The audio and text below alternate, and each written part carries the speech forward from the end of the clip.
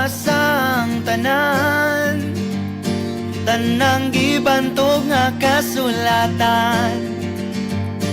Nakabot ko ng adlaw ug ang buwan, apan wagi hapon ko'y nakaplagan.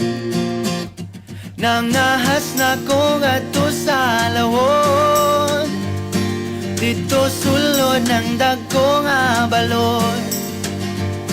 Layo-layo po akong naabot, apan wagi hapon yun ko kasabot. Ug kung ano man di ko makaingong makalimot yun ko nimo. Kung ano man hangtod karon, nang hinaot sa langit nun nga gahom, kaysa kanunay ko kanimo nagdahom. Ang tubag naniragyod ka sayon, ang gugma ko kanimo ay sukon, ang gugma ko kanimo ay sukon, ang gugma ko kanimo ay sukon, ang gugma ko kanimo ay sukon.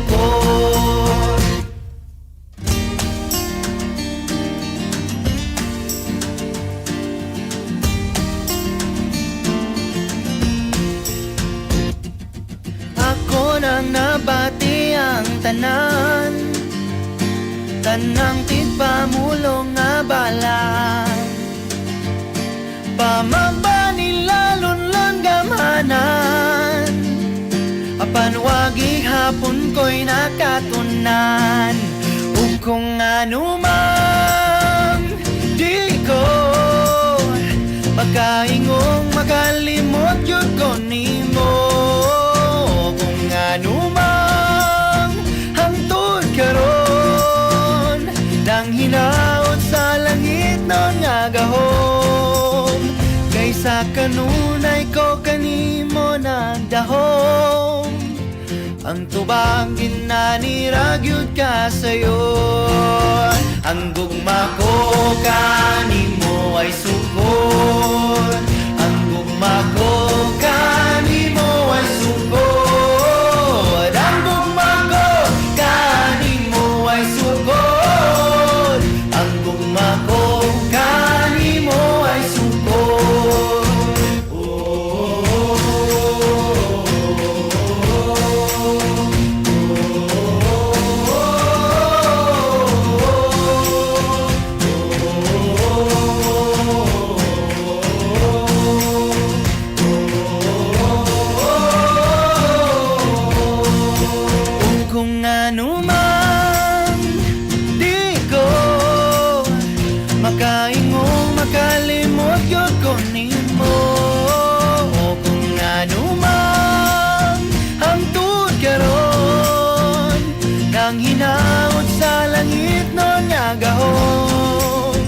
Kaysa kanunay ko kanimo nagdahom, ang tubang ginaniragyod ka sayon, ang gugma ko kanimo ay sukod, ang gugma ko kanimo ay sukod, ang gugma ko kanimo ay sukod, ang gugma ko kanimo ay sukod.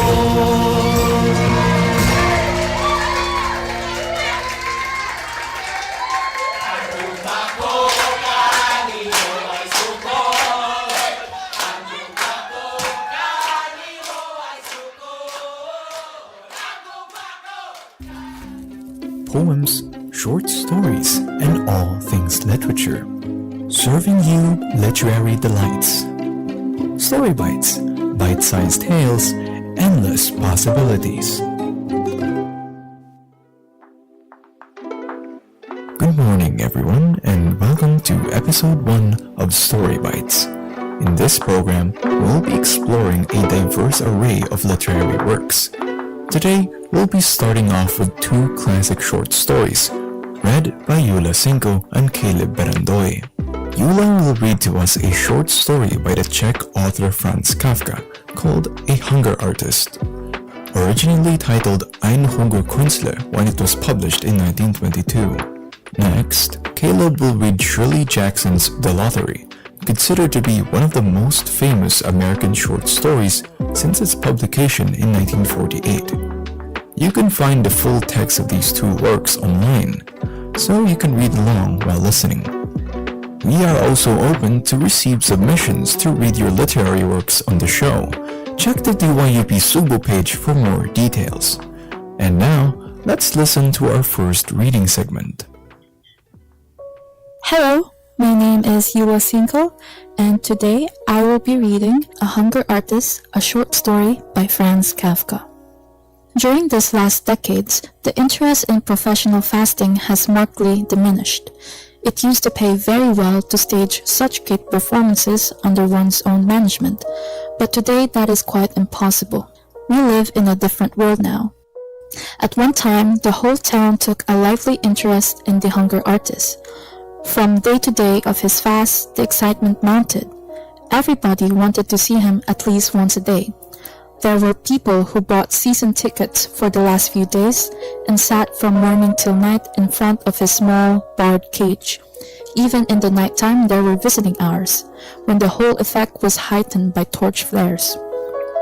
On fine days the cage was set out in the open air, and then it was the children's special treat to see the hunger artist.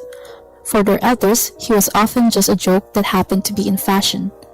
But the children stood open-mouthed, holding each other's hands for greater security, marveling at him as he sat there pallid in black tights, with his ribs sticking out so prominently, not even on a seat but down among straw on the ground, sometimes giving a courteous nod, answering questions with a constrained smile, or perhaps stretching an arm through the bars so that one might feel how thin it was, and then again withdrawing deep into himself, paying no attention to anyone or anything. Not even to the all-important striking of the clock that was the only piece of furniture in his cage, but merely staring into vacancy with half-shut eyes, now and then taking a sip from a tiny glass of water to moisten his lips. Besides casual onlookers, there were also relays of permanent watchers selected by the public, usually butchers, strangely enough, and it was their task to watch the hunger artist day and night, 3 of them at a time, in case he should have some secret recourse to nourishment.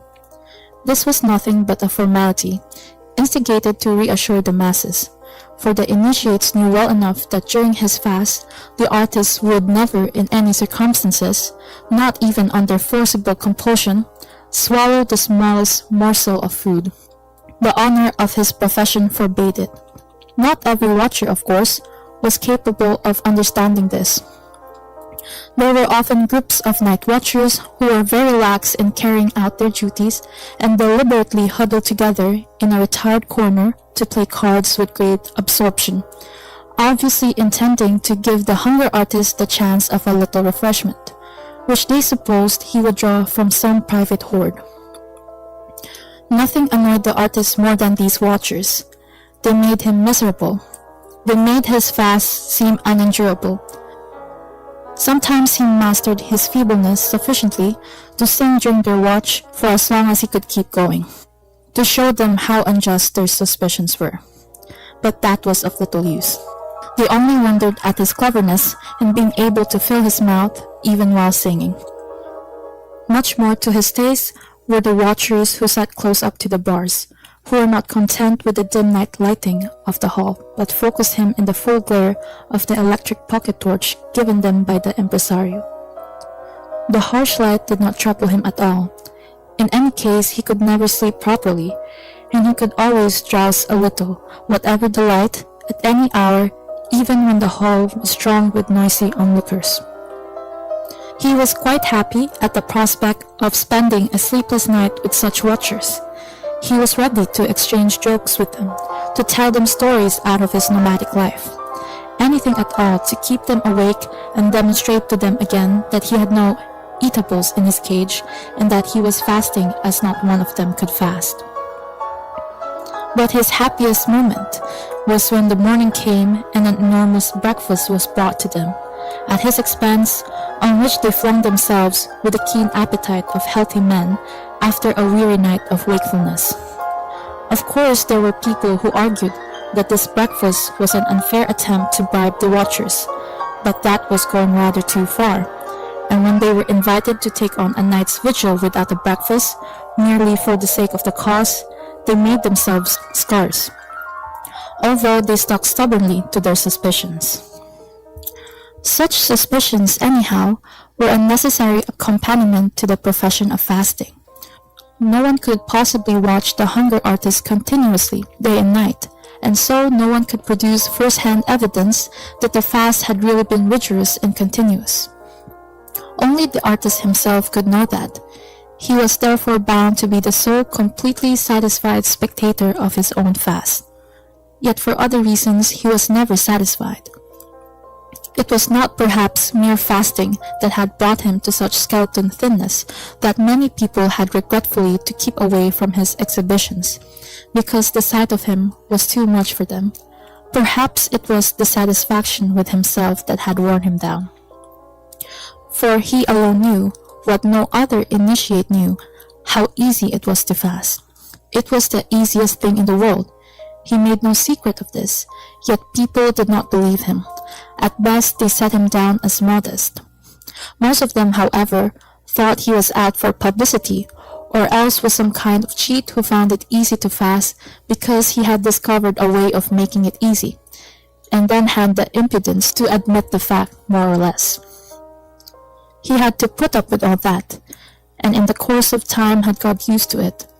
But his inner dissatisfaction always rankled, and never yet, after any term of fasting, this must be granted to his credit, had he left the cage of his own free will. The longest period of fasting was fixed by his impresario at 40 days. Beyond that term he was not allowed to go, not even in great cities, and there was good reason for it too. Experience had proven that for about 40 days the interest of the public could be stimulated by a steadily increasing pressure of advertisement. But after that the town began to lose interest. Sympathetic support began notably to fall off. There were of course local variations, as between one town and another, or one country and another, but as a general rule 40 days marked the limit. So on the 40th day, the flower-bedecked cage was opened. Enthusiastic spectators filled the hall. A military band played. 2 doctors entered the cage to measure the results of the fast, which were announced through a megaphone. And finally, 2 young ladies appeared, blissful at having been selected for the honor, to help the hunger artist down the few steps leading to a small table on which was spread a carefully chosen invalid repast. And at this very moment the artist always turned stubborn. True, he would entrust his bony arms to the outstretched helping hands of the ladies bending over him, but stand up he would not. Why stop fasting at this particular moment, after 40 days of it? He had held out for a long time, an illimitably long time. Why stop now, when he was in his best fasting form, or rather, not yet quite in his best fasting form? Why should he be cheated of the fame he would get for fasting longer, for being not only the record hunger artist of all time, which presumably he was already, but for beating his own record by a performance beyond human imagination, since he felt that there were no limits to his capacity for fasting? His public pretended to admire him so much. Why should it have so little patience with him? If he could endure fasting longer, why shouldn't the public endure it? Besides, he was tired. He was comfortable sitting in the straw, and now he was supposed to lift himself to his full height and go down to a meal, the very thought of which gave him a nausea that only the presence of the ladies kept him from betraying, and even that with an effort. And he looked up into the eyes of the ladies, who were apparently so friendly and in reality so cruel, and shook his head, which felt too heavy on its strengthless neck. But then there happened again what always happened. The impresario came forward without a word, for the band made speech impossible, lifted his arms in the air above the artist, as if inviting heaven to look down upon this creature here in the straw, this suffering martyr, which indeed he was, although in quite another sense, grasped him around the emaciated waist with exaggerated caution, so that the frail condition he was in might be appreciated, and committed him to the care of the blenching ladies, not without secretly giving him a shaking, so that his legs and body tottered and swayed. The artist now submitted completely. His head lolled on his breast as if it had landed there by chance. His body was hollowed out. His legs, in a spasm of self-preservation, clung close to each other at the knees, yet scraped on the ground as if it were not really solid ground, as if they were only trying to find solid ground, and the whole weight of his body, a featherweight after all, relapsed onto one of the ladies who, looking around for help and panting a little, this post of honor was not at all what she had expected it to be. First stretched her neck as far as she could to keep her face at least free from contact with the artist. Then, finding this impossible, and her more fortunate companion not coming to her aid, but merely holding extended in her own trembling hand the little bunch of knuckle bones that was the artist's, to the great delight of the spectators, burst into tears, and had to be replaced by an attendant who had long been stationed in readiness. Then came the food, a little of which the impresario managed to get between the artist's lips, where he sat in a kind of half-fainting trance, to the accompaniment of cheerful patter, designed to distract the public's attention for the artist's condition. After that, a toast was drunk to the public, supposedly prompted by a whisper from the artist in the impresario's ear. The band confirmed it with a mighty flourish. The spectators melted away, and no one had any cause to be dissatisfied with the proceedings. No one except the hunger artist himself. He only, as always.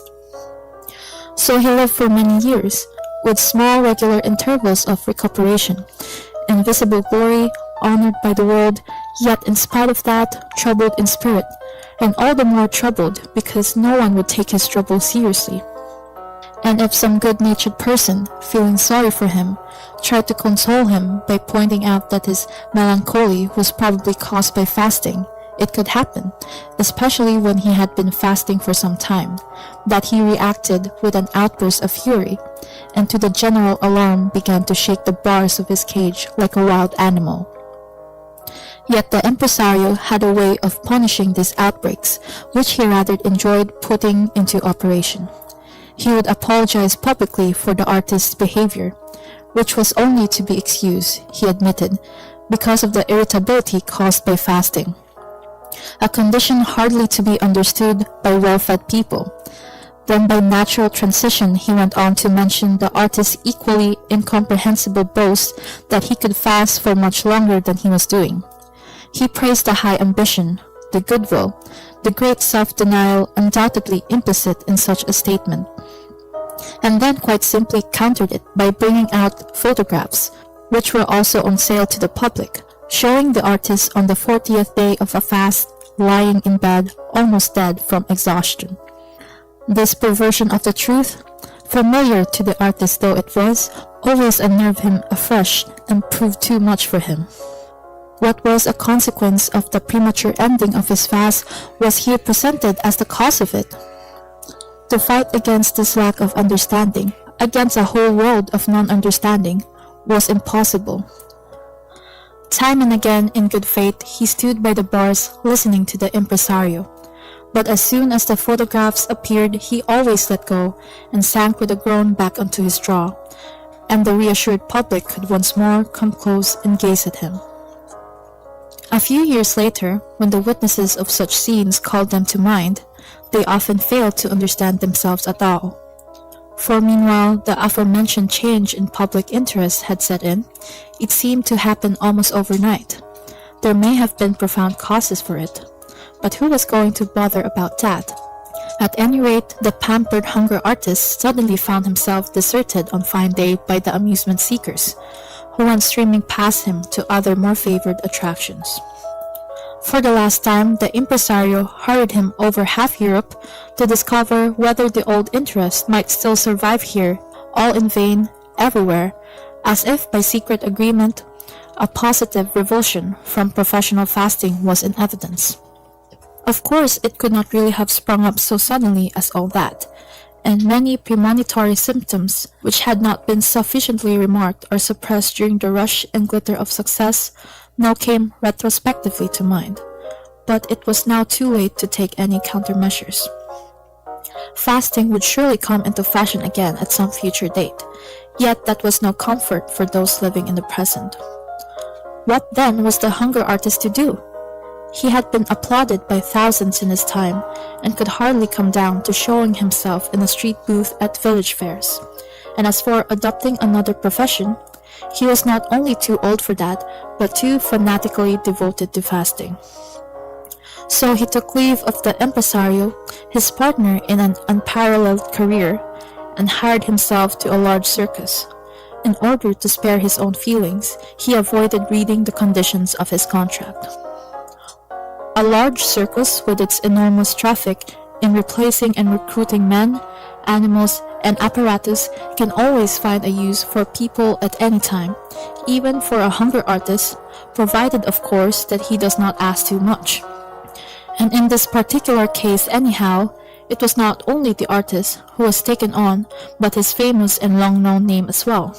Indeed, considering the peculiar nature of his performance, which was not impaired by advancing age, it could not be objected that here was an artist past his prime, no longer at the height of his professional skill, seeking a refuge in some quiet corner of a circus. On the contrary, the hunger artist averred that he could fast as well as ever, which was entirely credible. He even alleged that if he were allowed to fast as he liked, and this was at once promised him without more ado, he could astound the world by establishing a record never yet achieved. A statement that certainly provoked a smile among the other professionals, since it left out of account the change in public opinion, which the hunger artist in his zeal conveniently forgot. He had not, however, actually lost his sense of the real situation, and took it as a matter of course that he and his cage should be stationed, not in the middle of the ring as a main attraction, but outside, near the animal cages, on a site that was after all easily accessible.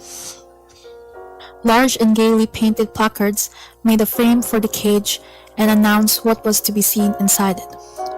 When the public came thronging out in the intervals to see the animals, they could hardly avoid passing the hunger artist cage and stopping there for a moment, had not those pressing behind them in the narrow gangway, who did not understand why they should be held up on their way towards the excitements of the menagerie, made it impossible for anyone to stand gazing for any length of time. And that was the reason why the hunger artist, who had of course been looking forward to these visiting hours as the main achievement of his life, began instead to shrink from them. At first he could hardly wait for the intervals. It was exhilarating to watch the crowds come streaming his way, until only too soon, not even the most obstinate self-deception clung to almost consciously could hold out against the fact. The conviction was borne in upon him that these people, most of them to judge from their actions, again and again, without exception, were all on their way to the menagerie.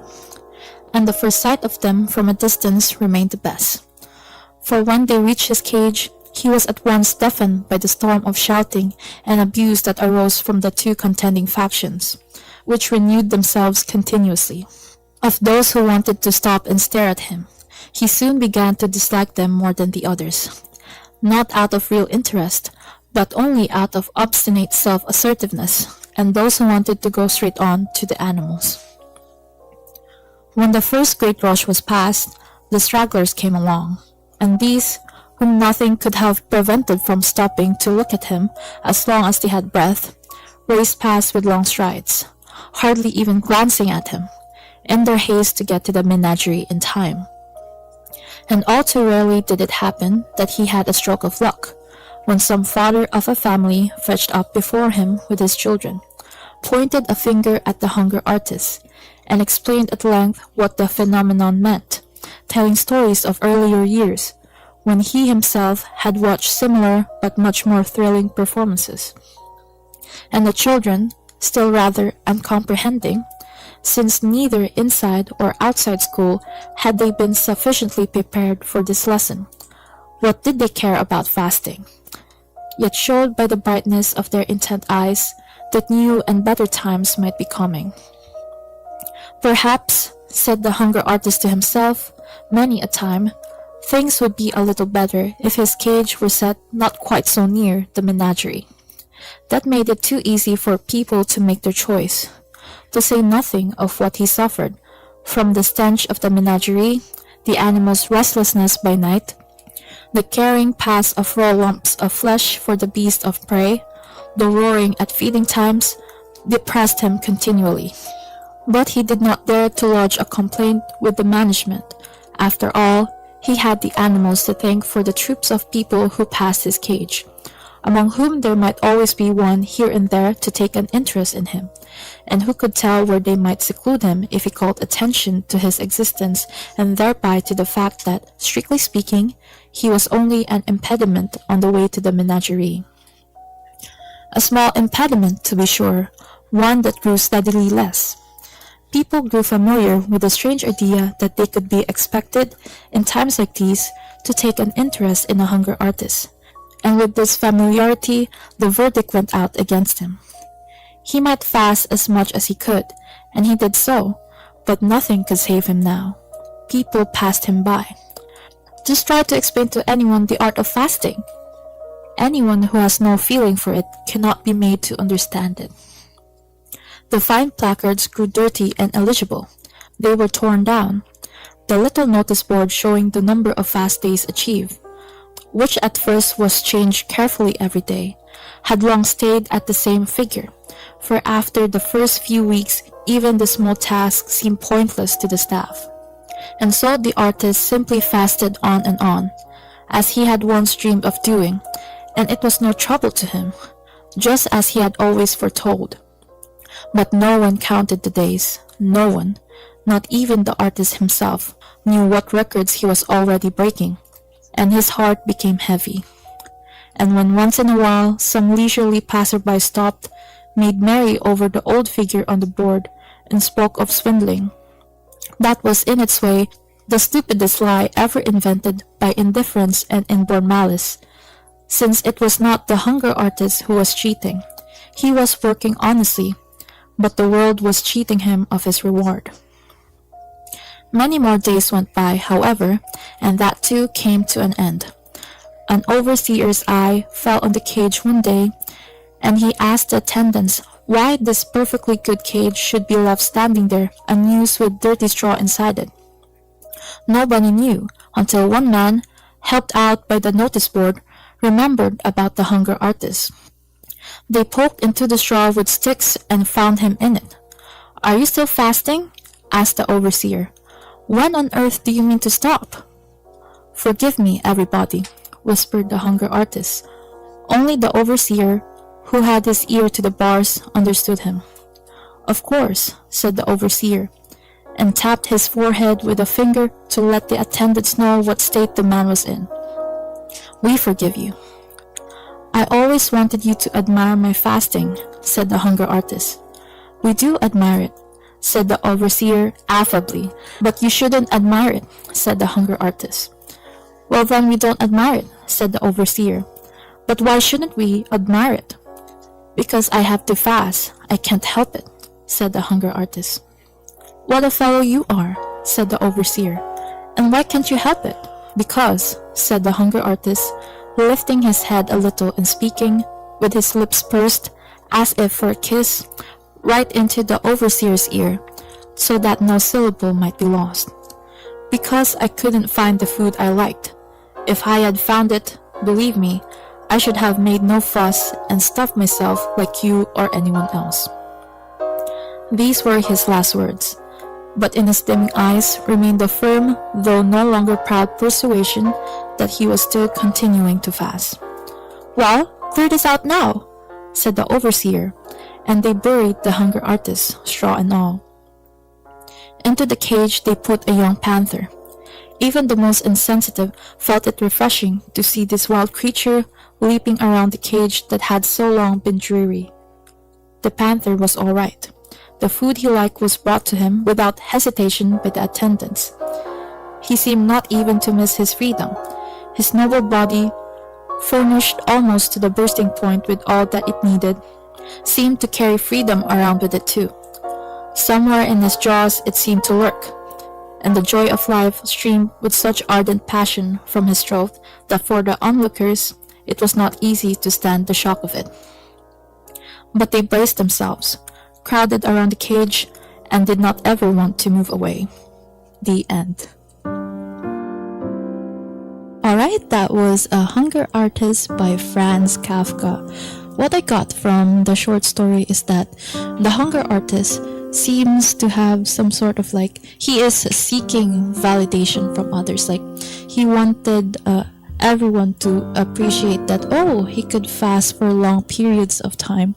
So I guess it was a bit sad that when people were not interested with his act anymore, it was sad.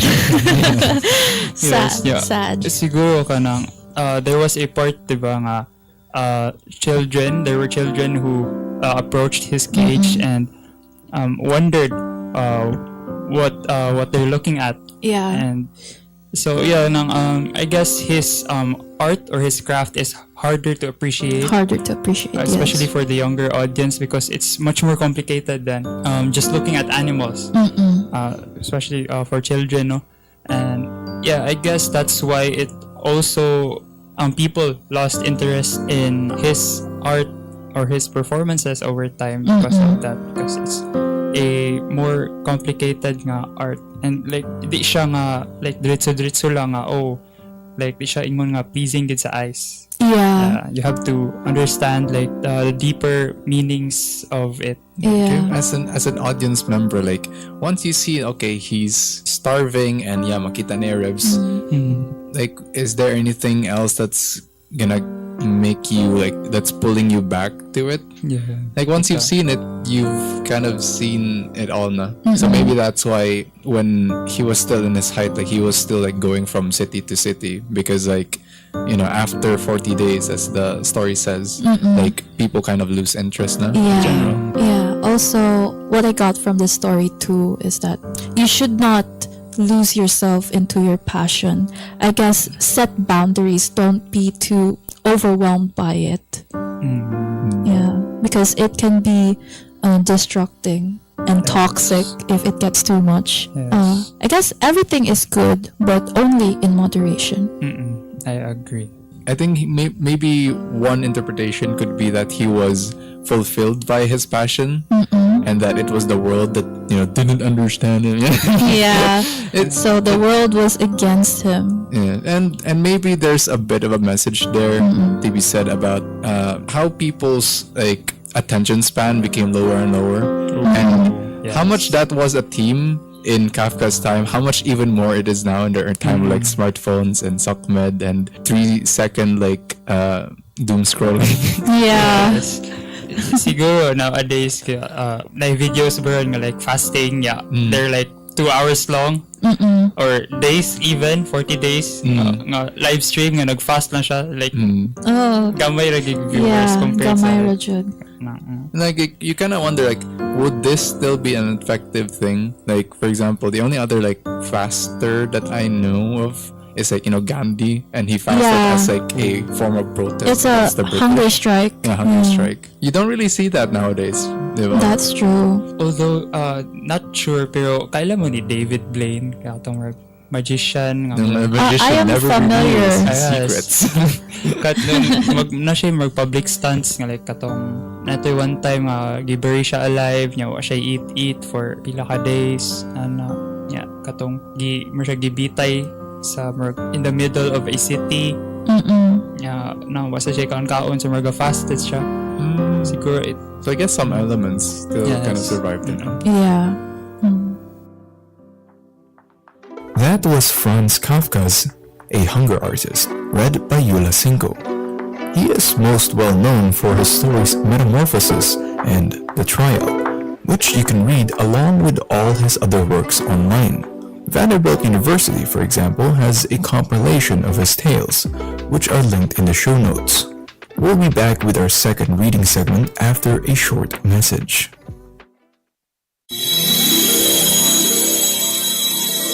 Once upon a confession.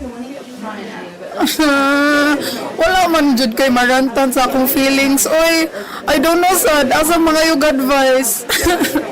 Oble! Help me! Psst, Iska. Got something to share? Need personal advice? Don't worry. We got your back. Kay diri sa Dear Oble, you are heard. Pwede ka makasubmit og entry and be one of our chosen anonymous senders. Catch Addie and Daisy, and Ruth and Shiara as we chika mapa-social, love, akads, or life in general while Oble listens. Oble? Mao ba? Is this really true? Oh yeah! Dear Oble, your avenue to be heard, one confession at a time. Hello, I'm Caleb Josh Berandoy, and this is The Lottery by Shirley Jackson. The morning of June 27th was clear and sunny, with the fresh warmth of a full summer day. The flowers were blossoming profusely and the grass was richly green. The people of the village began to gather in the square between the post office and the bank around 10 o'clock. In some towns, there were so many people that the lottery took 2 days and had to be started on June 26th. But in this village, where there were only about 300 people, the whole lottery took only about 2 hours. So it could begin at 10 o'clock in the morning and still be through in time to allow the villagers to get home for noon dinner.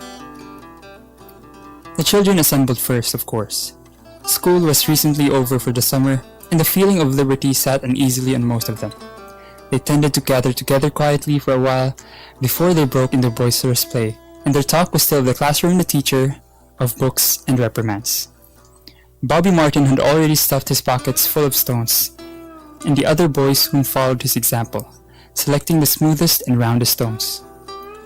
Bobby and Harry Jones and Dickie Delacroix, the villagers pronounced this name Delacroix, eventually made a great pile of stones in one corner of the square and guarded it against the raids of other boys. The girls stood aside, talking among themselves, looking over their shoulders at the boys, and the very small children rolled in the dust or clung to the hands of the older brothers or sisters. Soon the men began to gather, surveying their own children, speaking of planting and rain, tractors and taxes. They stood together, away from the pile of stones in the corner, and their jokes were quiet, and they smiled rather than laughed. The women, wearing faded house dresses and sweaters, came shortly after their menfolk.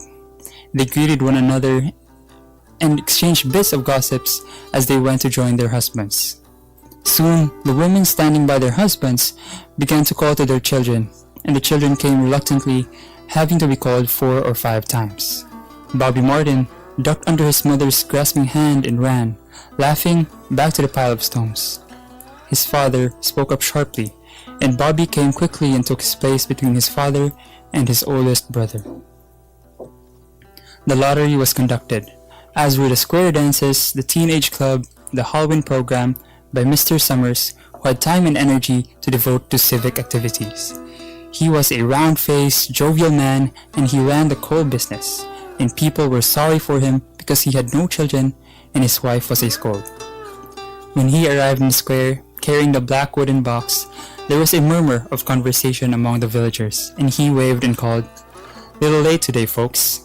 The postmaster, Mr. Graves, followed him, carrying a 3-legged stool, and the stool was put in the center of the square, and Mr. Summers set the black box down on it. The villagers kept their distance, leaving a space between themselves and the stool, and when Mr. Summers said, "Some of you fellows want to give me a hand?" there was a hesitation before 2 men, Mr. Martin and his oldest son, Baxter, came forward to hold the box steady in the stool while Mr. Summers stirred up the papers inside it. The original paraphernalia for the lottery had been lost long ago, and the black box, now resting on the stool, had been put into use even before Old Man Warner, the oldest man in town, was born. Mr. Summers spoke frequently to the villagers about making a new box, but no one liked to upset even as much tradition as was represented by the black box. There was a story that the present box had been made with some pieces of the box that had preceded it, the one that had been constructed when the first people settled down to make a village here. Every year after the lottery, Mr. Summers began talking again about a new box, but every year the subject was allowed to fade off without anything being done. The black box grew shabbier each year. By now it was no longer completely black, but splintered badly along one side to show the original wood color, and in some places faded or stained. Mr. Martin and his oldest son Baxter held the black box securely on the stool until Mr. Summers had stirred the papers thoroughly with his hand. Because so much of the ritual had been forgotten or discarded, Mr. Summers had been successful in having slips of paper substituted for chips of wood that had been used for generations. Chips of wood, Mr. Summers had argued, had been all very well when the village was tiny. But now that the population was more than 300 and likely to keep on growing, it was necessary to use something that would fit more easily into the black box. The night before the lottery, Mr. Summers and Mr. Graves made up slips of paper and put them into the box, and it was taken to the safe of Mr. Summers' coal company and locked up until Mr. Summers was ready to take it to the square the next morning. The rest of the year, the box was put away, sometimes one place, sometimes another. It had spent 1 year in Mr. Graves' barn and another year underfoot, the post office, and sometimes it was set on a shelf in the Martin grocery and left there. There was a great deal of fussing to be done before Mr. Summers declared the lottery open. There were the lists to make up of heads of families, heads of households in each family, members of each household in each family. There was the proper swearing in of Mr. Summers by the postmaster as the official of the lottery. At one time, some people remembered there had been a recital of some sort performed by the official of the lottery, a perfunctory, tuneless chant that has been rattled off duly each year. Some people believed that the official of the lottery used to stand just so when he said or sang it. Others believed that he was supposed to walk among the people, but years and years ago this part of the ritual had been allowed to lapse. There had been also a ritual salute, which the official of the lottery had to use in addressing each person who came up to draw from the box, but this also had changed with time. Until now, it was felt necessary only for the official to speak to each person approaching. Mr. Summers was very good at all this. In his clean white shirt and blue jeans, with one hand resting carelessly on the black box, he seemed very proper and important as he talked interminably to Mr. Graves and the Martins. Just as Mr. Summers finally left off talking and turned to the assembled villagers, Mrs. Hutchinson came hurried along the path to the square, her sweater thrown over her shoulders and slid into place in the back of the crowd. "Clean forgot what day it was," she said to Mrs. Delacroix, who stood next to her, and they both laughed softly. "Thought my old man was out back stacking wood." Mrs. Hutchinson went on, "And then I looked out the window and the kids were gone. And then I remembered it was the 27th and came a-running." She dried her hands on her apron, and Mrs. Delacroix said, "You're in time though, they're still talking away up there." Mrs. Hutchinson craned her neck to see through the crowd and found her husband and children standing near the front. She tapped Mrs. Delacroix on the arm as a farewell and began to make her way through the crowd. The people separated good-humoredly to let her through. 2 or 3 people said, in voices just loud enough to be heard across the crowd, "Here comes your Mrs. Hutchinson." And Bill, she made it after all. Mrs. Hutchinson reached her husband, and Mr. Summers, who had been waiting, said cheerfully, "Thought we were going to have to get on without you, Tessie," Mrs. Hutchinson said, grinning. "Wouldn't have you leave the dishes in the sink now, would you, Joe?" And soft laughter ran through the crowd as the people stirred back into position after Mrs. Hutchinson's arrival. "Well now," Mr. Summers said soberly, "guess we better get started, get this over with, so's you can go back to work. Anybody ain't here?" "Dunbar," several people said. Dunbar. Mr. Summers consulted his list. "Clyde Dunbar," he said. "That's right, he broke his leg, hasn't he? Who's drawing for him?" "Me, I guess," a woman said, and Mr. Summers turned to look at her. "Wife draws for her husband," Mr. Summers said. "Don't you have a grown boy to do it for you, Janie?" Although Mr. Summers and everyone else in the village knew the answer perfectly well, it was the business of the official of the lottery to ask such questions formally. Mr. Summers waited with an expression of polite interest while Mrs. Dunbar answered. Horace is not but 16 yet, Mr. Dunbar said regretfully. Guess I gotta fill in for the old man this year. Right, Mr. Summers said. He made a note on the list he was holding. Then he asked, Watson boy drawing this year? A tall boy in the crowd raised his hand. Here, he said. I'm drawing for my mother and me. He blinked his eyes nervously and ducked his head as several voices in the crowd said things like, Good fellow, Jack, and Glad to see your mother's got a man to do it. Well, Mr. Summers said, Guess that's everyone. Old man Warner make it? Here, a voice said, and Mr. Summers nodded. A sudden hush fell on the crowd as Mr. Summers cleared his throat and looked at the list. All ready? He called. Now, I'll read the names, heads of families first, and the men come up and take a paper out of the box. Keep the paper folded in your hand without looking at it until everyone has had a turn. Everything clear? The people had done it so many times that they only half listened to the directions. Most of them were quiet, wetting their lips, not looking around. Then Mr. Summers raised one hand high and said, Adams. A man disengaged himself from the crowd and came forward. Hi, Steve, Mr. Summers said. And Mr. Adams said, Hi, Joe. They grinned at one another, humorlessly and then nervously. Then, Mr. Adams reached into the black box and took out a folded paper. He held it firmly by one corner as he turned and went hastily back to his place in the crowd, where he stood a little apart from his family, not looking down at his hand. Allen, Mr. Summers said. Anderson, Bentham. Seems like there's no time at all between lotteries anymore, Mrs. Delacroix said to Mrs. Graves in the back row. Seems like we got through with the last one only last week. Time sure goes fast, Mrs. Graves said. Clark, Delacroix. There goes my old man, Mrs. Delacroix said. She held her breath while her husband went forward. Dunbar, Mr. Summers said, and Mrs. Dunbar went steadily to the box while one of the women said, Go on, Janie, and another said, There she goes. We're next, Mrs. Graves said. She watched while Mr. Graves came around from the side of the box, greeted Mr. Summers gravely, and selected a slip of paper from the box. By now, all through the crowd, there were men holding the small folded papers in their large hands, turning them over and over nervously. Mrs. Dunbar and her two sons stood together, Mrs. Dunbar holding the slip of paper. Harbert Hutchinson. Get up there, Bill, Mrs. Hutchinson said, and the people near her laughed. Jones. Do they say? Mr. Adams said to Old Man Warner, who stood next to him. That over in the North Village they're talking of giving up the lottery. Old Man Warner snorted. Pack of crazy fools, he said. Listening to the young folks, nothing's good enough for them. Next thing you know, they'll be wanting to go back to living in caves. Nobody work anymore. Live that way for a while. Used to be a saying about lottery in June, corn be heavy soon. First thing you know, we'd all be eating stewed chickweed and acorns. There's always been a lottery, he added petulantly. Bad enough to see young Joe Summers up there joking with everybody. Some places have already quit lotteries, Mrs. Adams said. Nothing but trouble in that, Old Man Warner said stoutly. Pack of young fools. Martin, and Bobby Martin watched his father go forward. Overdyke. Percy. I wish they'd hurry, Mrs. Dunbar said to her older son. I wish they'd hurry.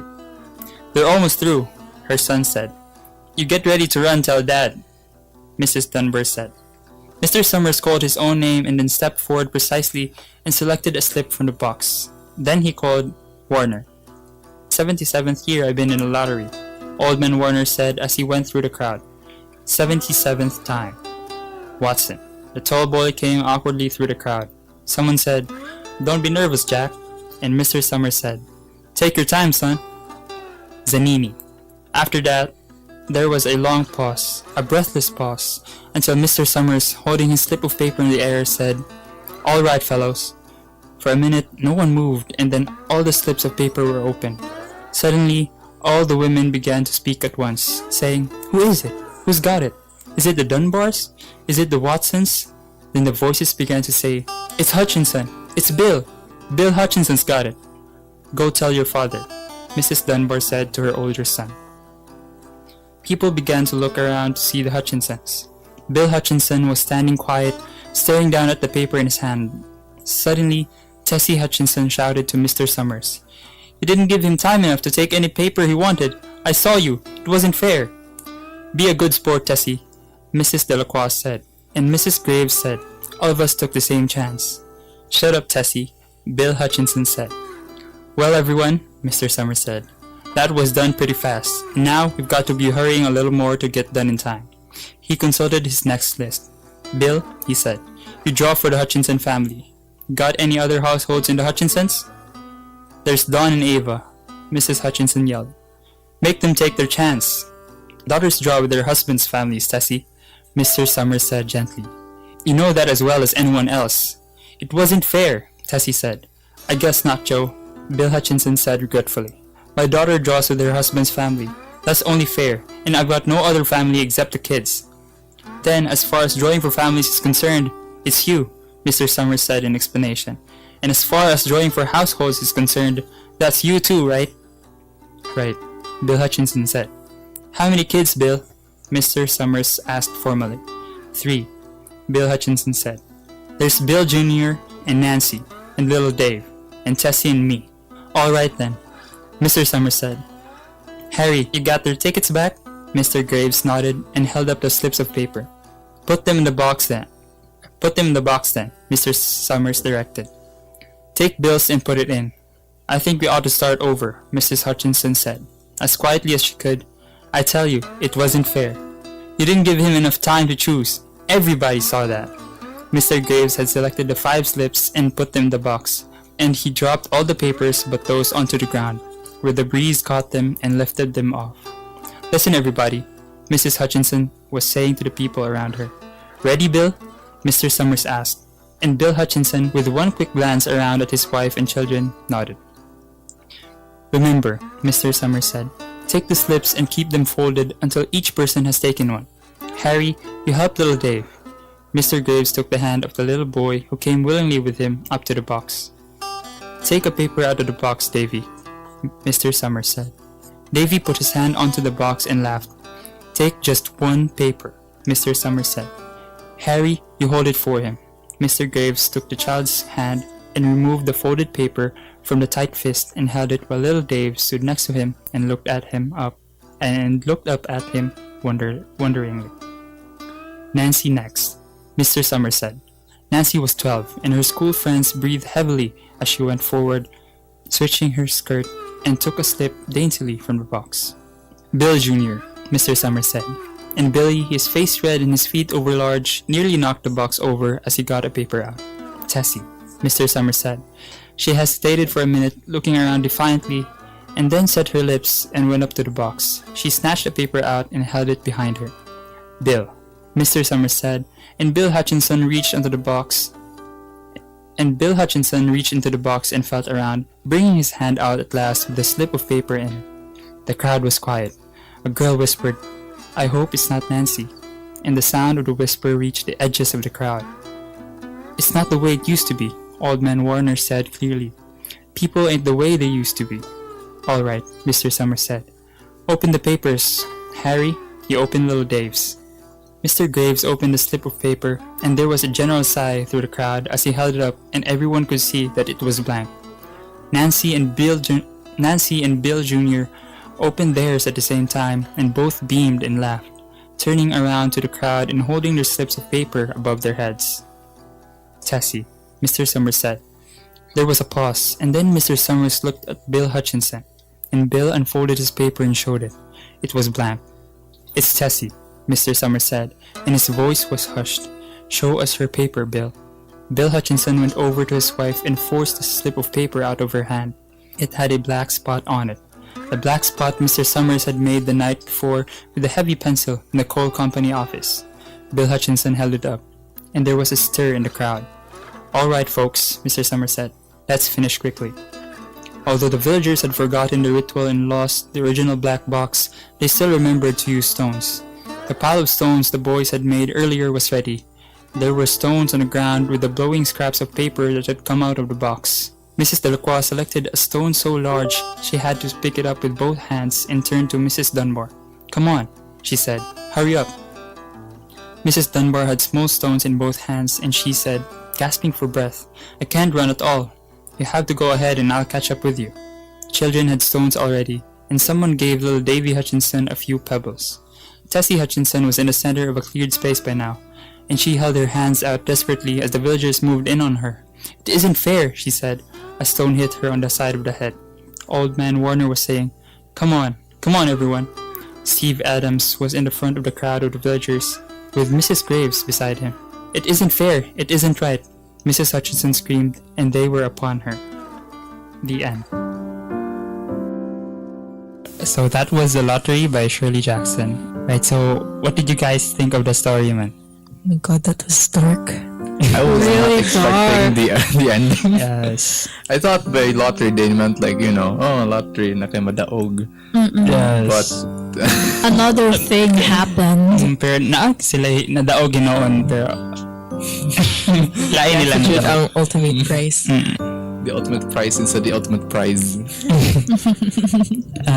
Yeah, actually I think a lot of the listeners are familiar with the story na kay for me at least kay it was something that we read back in junior high sa English nga literature subject. So yeah. I remember it being this dark though. Yes, I remember said nga being shocked sad kay dark na kayo siya. Yeah, it was It's really stoned to dark. death. For 12-year-olds. Yeah. My shock was genuine. I've never read it. Yeah, me as well. This is the first time that I've heard of this story. So, learning about the ending was, wow. It's like, Yes. I heard this like 7th grade. So I think like my classmates were traumatized by the plot twist in the end. Gave you PTSD. it was so bad because the kids were participating. Yes. So there was a chance that the kids would have. Would have Stoned been as well. stoned to death. Yes. And in the start, diba, like the kids were the first ones who gathered stones. So Yeah. they were fully aware nga they were going to stone of some national people that- IDs, including for seniors, so they can avail of This was about the whole who's gonna win, but actually the nervousness was something much deeper. Yes. Apparently, it says here that when this was first published in the New Yorker, there was initial negative response. There's actual hate mail was given to the author Whoa. by the people who hated the whole plot twist. Yeah. Like a cult-esque. Yeah, it's Yes. very cultesque. Mm-mm. And the people in the story were very, I guess I would say, a bit brainwashed. Not a bit, maybe Maybe some of the older ones, like very Old Man brainwashed. Warner, especially, Yeah. right? Yeah. Because they mentioned something about the practice was stopped in other towns. So what's keeping them on? Just tradition? Yeah. Tradition of stoning someone? Mindlessly following tradition. Yeah, mindlessly following Very traditions. relevant in this society. Wow. That is true. And also, I think that they don't really have a sense of morality. Like they think it's Or very normal for them. It's already tradition for them to stone people to death. Or maybe for them it's a way to since the lottery is traditionally seen as this is something that we do to ensure our good harvest. So some of them would see it as kailangan nila to buhaton para maayo ra ang tubo. But- How some people say na kailangan mga bata karon kailangan natin yung discipline. Because morality is relative to Yeah, Yeah. morality is relative to one's culture. Yeah. Okay. what right. Yeah, one example of that, the Mayans or the Aztecs, they used to sacrifice people to their gods to ensure a good harvest. They would let the head roll. Yeah. Some are Yeah. pyramid nga structures. Yeah. Machu Picchu. Machu Picchu. Oh, Machu Picchu. Ziggurats, yeah, that's what they do. Yeah, so I guess it's very reflective on the culture or the civilization before, I guess, if we were to refer to real life situations about it.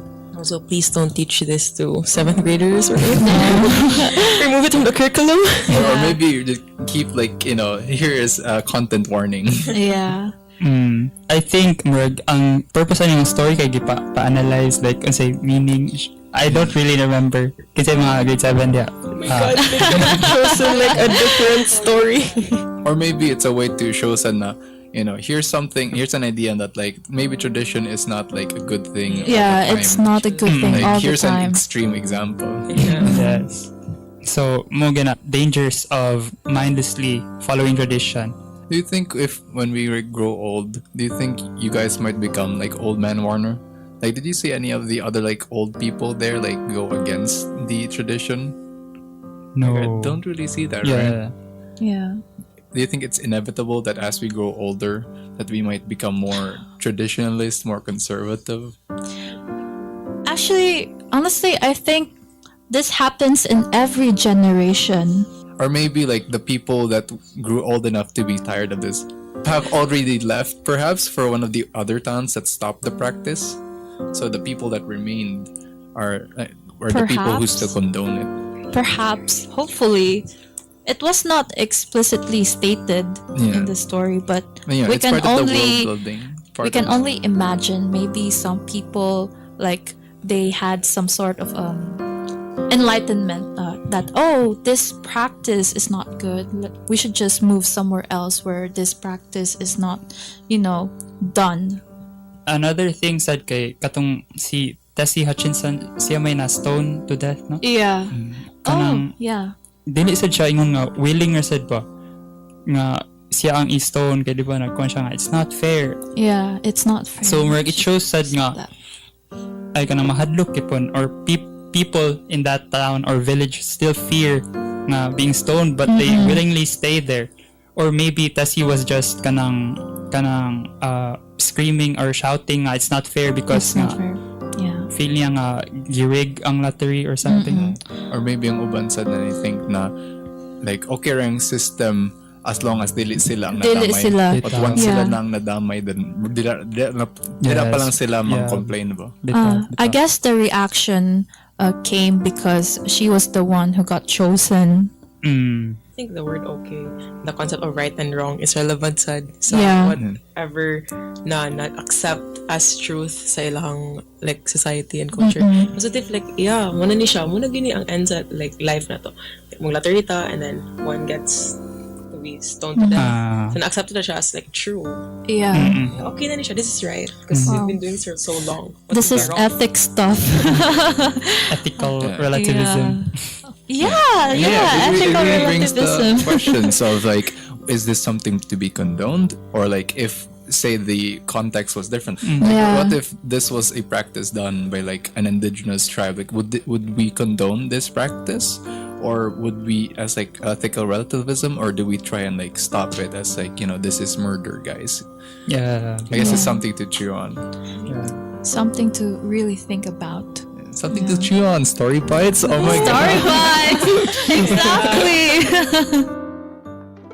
That was Shirley Jackson's The Lottery, read by Caleb Berandoy. She had composed 6 novels, 2 memoirs, and more than 200 short stories. Although The Lottery and Other Stories was the only collection published during her lifetime. You can read many of these for free on the Internet Archive, which are linked in the show notes. This has been episode 1 of Storybites. We hope you enjoyed listening to the program. You can find links to the words read and other reading recommendations in the show notes. You can find us on DYUP Sugbo's YouTube, Facebook, and Spotify. Again, if you want us to read your poetry or short stories in the show, check out the DYUP Sugbo page for more details. A soft writing prompt for March would be about women. Thank you for being on this journey learning with us, and see you next time.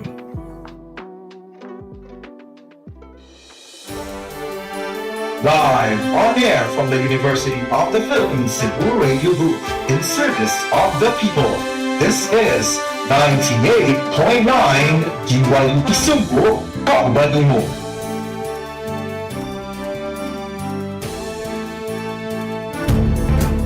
Maayong adlaw, UP Cebu. I am Christine Pelongo and you're listening to Sayayo UP Cebu, the beat of campus, the pulse of news.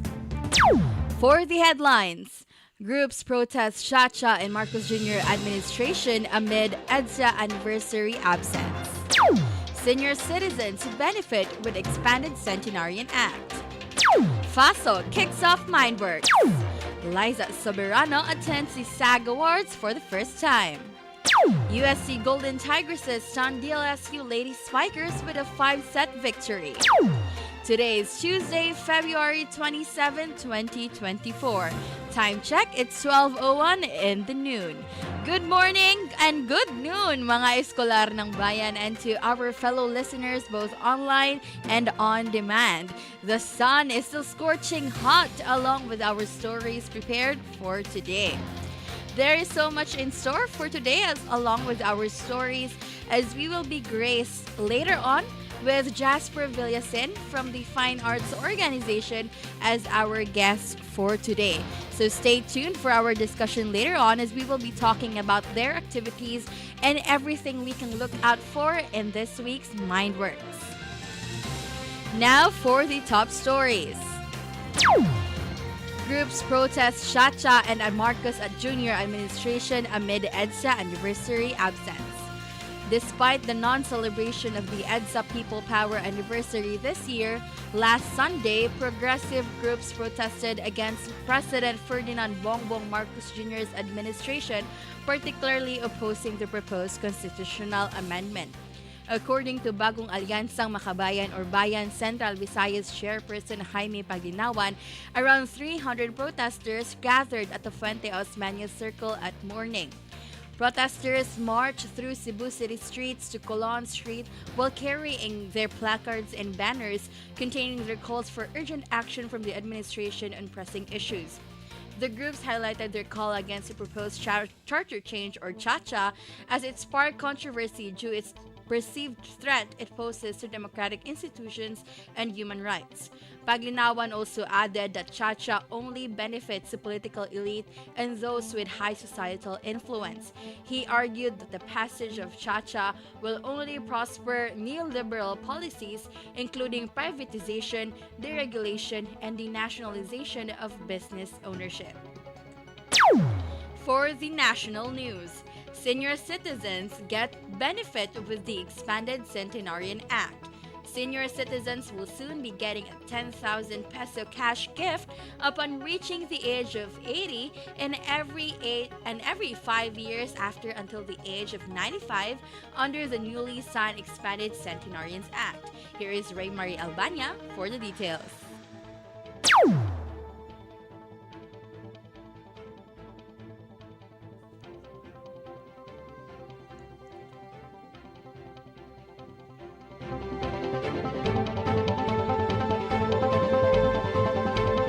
Last Monday, the Republic Act 11982 was signed, granting benefits to octogenarians and nonagenarians. The law covers Filipinos residing Philippines or abroad.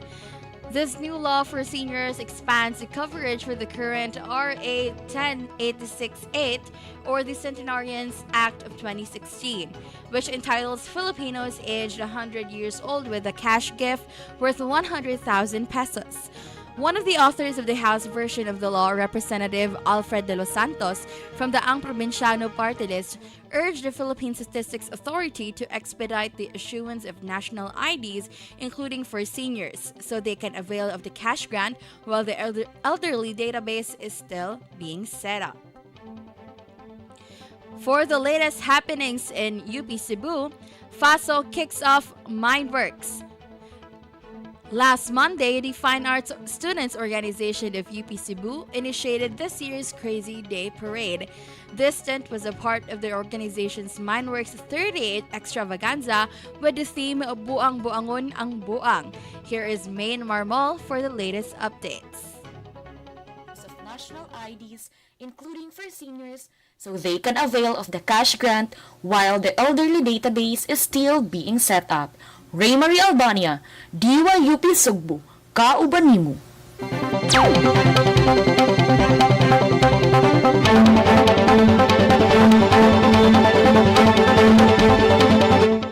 For the latest happenings in UP Cebu, FASO kicks off Mindworks. Last Monday, the Fine Arts Students Organization of UP Cebu initiated this year's Crazy Day Parade. This stint was part of the organization's Mindworks 38 extravaganza with the theme Buang Buangon ang Buang. Here is Main Marmol for the latest updates. For Internal Affairs, Jasper Villasin, emphasized the significance of the Mindworks 38 in symbolizing the appreciative approach to art through the presentation of odd yet meaningful creations. Participating students of the Crazy Day Parade got to flaunt their creativity at the Rampahan contest that was held yesterday at the UP Cebu grounds. This festivity is only a glimpse of what the UP Cebu community can enjoy for this week-long event. Students can look forward to more interactive activities such as installation art exhibits. The Mindworks 38 is an event in celebration of the National Arts Month and the UP Cebu Arts and Culture Month. Main Marmol, DYUP Sugbo, kauban nimo. For today's broadcast, we are delighted to have Jasper Villasin from the Fine Arts Organization as our guest today. So stay tuned as they will be sharing about what they prepared for the Escolares ng Bayan in this year's Mindworks when we come back after this short break. We keep going in circles. We keep trying. We ask the same questions over and over again. You don't tell me what you need. I don't understand what you want from me anymore. Unsa man jud, babe? Asa man ta mangaon? Maun na. Dapat naminaw jud ta sa nakaka-local before ta nihawa. This is a friendly reminder from Nakaka-Local. Once upon a confession. Wala man jud kay marantan sa akong feelings. Oy, I don't know sad. Asa mga yung advice? Oble! Help me! Psst! Iska! Got something to share? Need personal advice? Don't worry. We got your back. Kay diri sa Dear Oble, you are heard. Pwede ka makasubmit og entry and be one of our chosen anonymous senders. Catch Addie and Daisy, and Ruth and Shiara as we chika mapa-social, love, akads, or life in general while Oble listens. Oble? Mao ba? Is this really true? Oh yeah! Dear Oble, your avenue to be heard. Now we're back. You are still listening to Ayo UP Cebu. Time check, it's 10:18 in the morning. Now with our most awaited guest, we are delighted to have Jasper Villasin from the Fine Arts Organization as our guest for today's broadcast. Good morning, Jasper. For the sake of all of our listeners, right now, can you please introduce yourself and your affiliation? Hello. Thank you, Christina. Hello, I am Jasper Villasin. I am the Vice Chairperson for Internal Affairs at FASO, and I am a second year studio arts student. Okay, before we start, I would like to say congratulations for the successful start of Mindworks for this week. And also, you were able to have the top front page of the Freeman. Yes, about the Mindworks ang ilahang photo nga front page. So congratulations for that. And to our fellow listeners, can you please discuss unsa man ni ang Mindworks? So yeah, a lot of people probably don't know what Mindworks is, pero Mindworks is an event with a lot of history. Actually, it's in its 38th year na.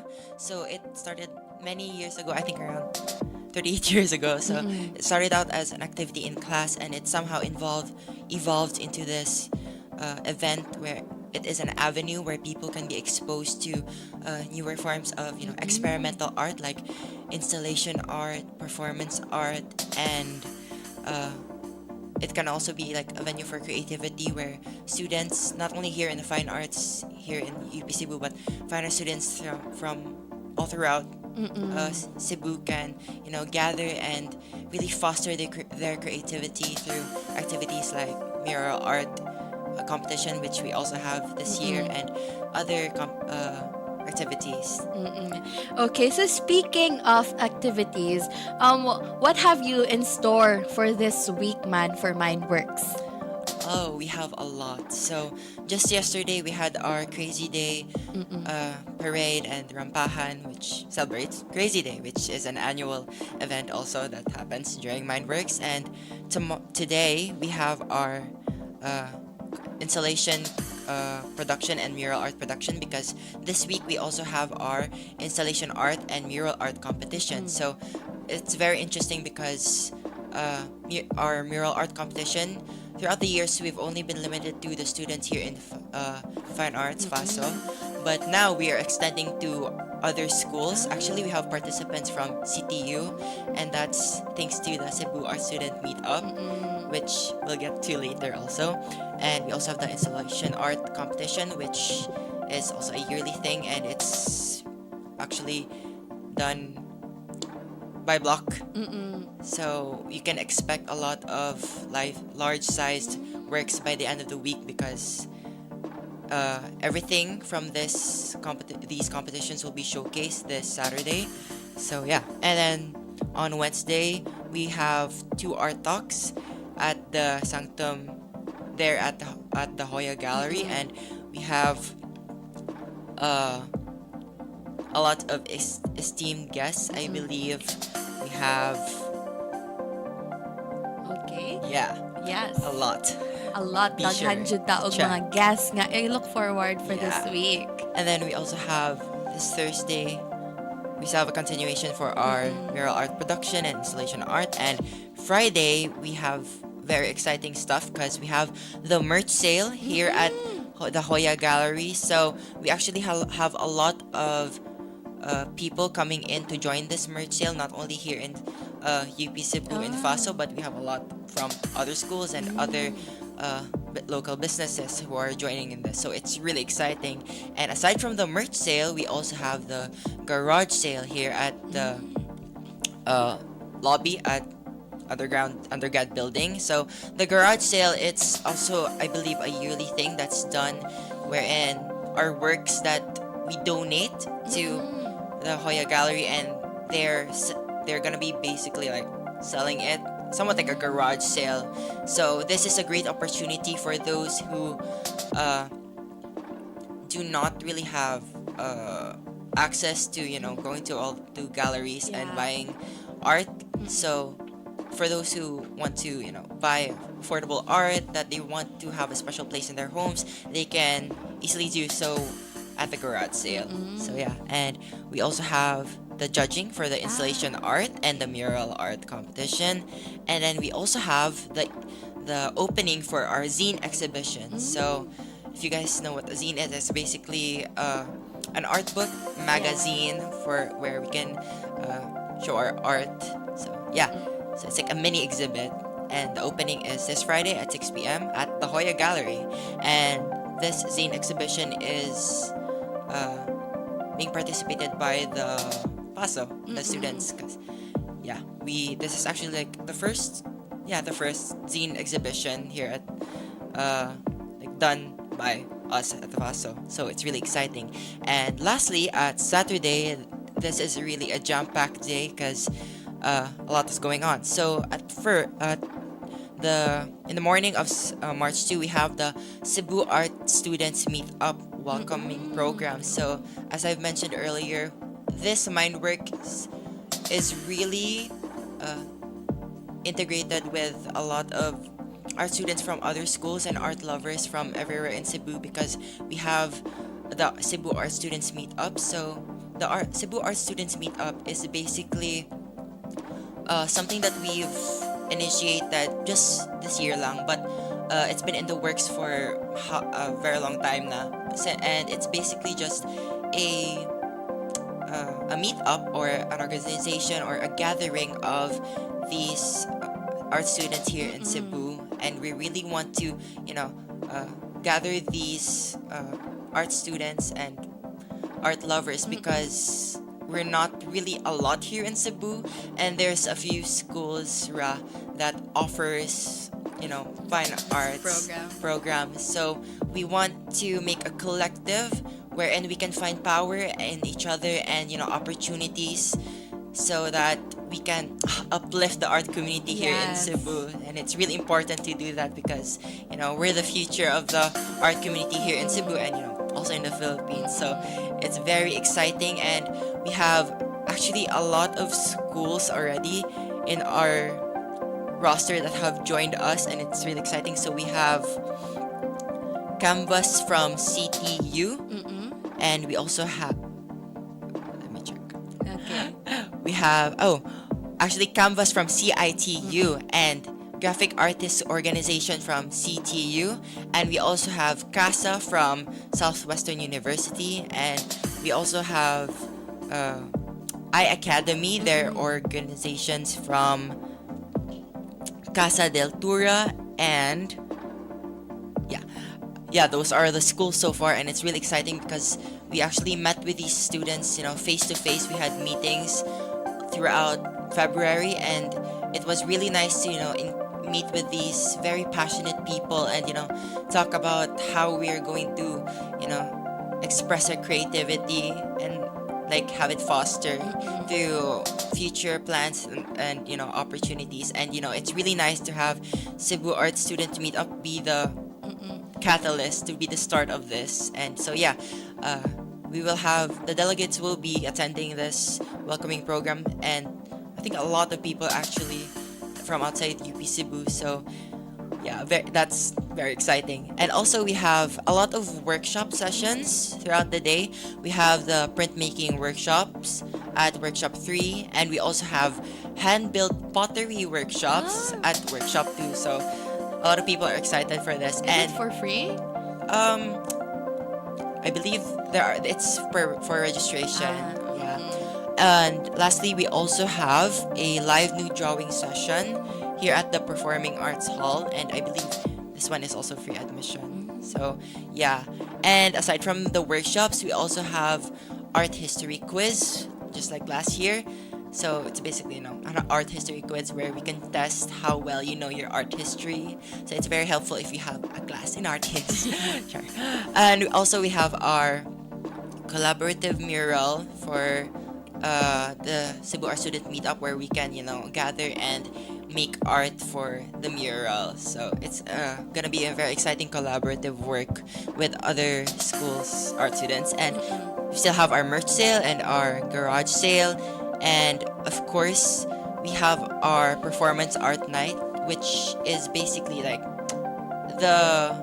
one of the main events of this day. So the performance art night, it starts at the Oble Square, and then it rotates around the school, and at each spot, like for example beside the volleyball court or at the volleyball court, our gardens, or at the Sunset Garden, there is a installation and a performance art that is set there. So it's kind of like our rotations, like each spot there's something to check out, and it's really nice because the performance art, it's not really the well-known performing arts. There's a distinction for this one. It's called performance art, which is a more experimental type of art. So expect to experience something new, something more experimental with our performance art, because it's gonna be unusual but exciting and also educating. And of course we also have our installation. I believe last year we had a very famous or well-known installation, like at the PD building, the Stranger Things installation. That was I believe that was the winner last year. And but this year I believe with our freshies and Cebu Art Student Meetup, we're really fired up to take things up a notch. So really look forward to that. And lastly, we have the Mindworks Discoral. So the Discoral, it's actually an older concept na, from the 80s and 90s, where there would be a domain that's covered that's surrounded with fence, and this would be a site for a disco, and it's really nice because in here anything can happen. You can request the DJ to play a song, and you can have a special moment with your significant others or with your friends, and it's very 80s 90s themed. So if you guys are into that and taking a blast to the past, yeah, be sure to check out our Mindworks Discoral.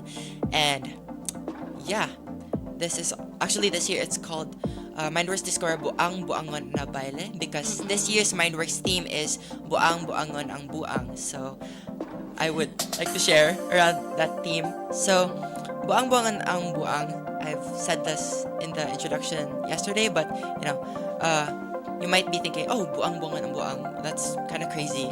Pero yeah, the phrase, seemingly nonsensical at first glance, is a call to introspect and unpack the concept of the buang. Here, the word buang does not denote a figure. Instead, it points to the absurd, a senseless experience or situation beyond rationality. But because our present world is seemingly oversaturated with so much absurdity, we have created a bizarre culture that evades truth, glorifies violence, and amplifies discord. So, we have become so accustomed to the ridiculous that we mistake it for what's normal.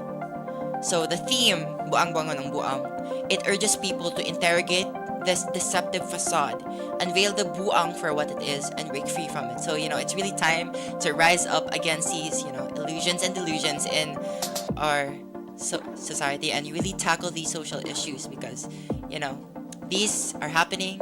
It's right there in front of us, and we need to dissect it for what it is. Yeah. So there are many activities nga gi-prepare jud ang Fine Arts Organization and also different organizations here in Cebu for this week's Mindworks. So before we end our discussion, maybe you could send a message to our fellow listeners here in Sayayo on inviting them to join the activities and such. A message, probably really take the chance to enjoy this Mindworks week, because this only happens once a year, and I'm sure we're all busy. So if you guys want to come to UP Cebu campus for Mindworks, I recommend either Friday or Saturday, but most definitely Saturday, March 2, because a lot is really happening on that day. And yeah, and the campus is actually open to all, for everyone to get to visit the campus. So if you're from another school, don't worry, you may come here and enjoy Mindworks. Okay, thank you so much, Jasper, for gracing Sayayo UP Cebu this morning and for sharing also your expertise on air. So thank you so much again, Jasper.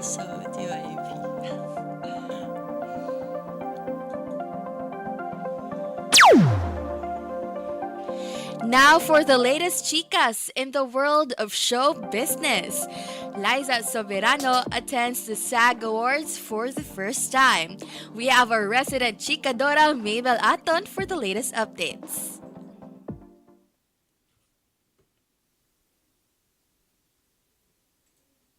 Filipina actress Liza Soberano made her debut at the Screen Actors Guild or SAG Awards on February 24 at the Shrine Auditorium in Los Angeles, California. Posted on her Instagram, Soberano debuted her black sequin tube gown with a blush-colored skirt made by Pamela Rowland. "My first SAG Awards, thanks for having me," wrote by the actress on Instagram. The actress was styled by Maeve Rayleigh, an A-list fashion stylist who worked with the actress on the premiere night of her Hollywood debut film Lisa Frankenstein. The actress also did her own glambot or cinematic camera that captures a slow-motion shot of a person during an event. Soberano shared more of her first-time experiences in the award show on her Instagram stories. This is your up-to-date chikadora Mabel Atlon, DYUP Sugbo, kauban nimo. For the latest updates in sports, UST Golden Tigresses stunned DLSU Lady Spikers with a 5-set victory. The University of Santo Tomas Golden Tigresses won a close match over defending champions De La Salle University Lady Spikers and the University Athletic Association of the Philippines Season 86. Here is Missy Bueno for the details. The University of Santo Tomas UST Golden Tigresses won a close match against defending champions De La Salle University, DLSU, after initially losing their early lead in a 5-set win in the University Athletic Association of the Philippines Season 86 at the Mall of Asia Arena last Sunday. In the deciding 5th set, UST scored 6 points in a row to take the lead. La Salle got close to winning with a 12-9 advantage, but UST fought back.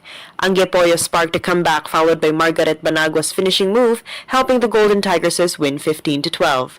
This was La Salle's first loss of the season, making UST the first to stain their record, dropping DLSU to 2-1 while UST are at 3-0. Macy Bueno, DYUP Sugbo, kauban nimo. For the recap, groups protest Cha-Cha and Amarcos Jr. administration amid EDSA anniversary absence. Senior citizens benefit with expanded Centenarian Act. FASO kicks off Mindworks. Liza Soberano attends the SAG Awards for the first time. USC Golden Tigresses stunned DLSU Lady Spikers with a 5-set victory. Those were the top stories for today's broadcast. Thank you so much for listening to SciAyo UP Cebu, the beat of campus, the pulse of news. Once again, this has been Christine Pilongo. You've been listening to 98.9 DYUP Sugbo, kauban nimo.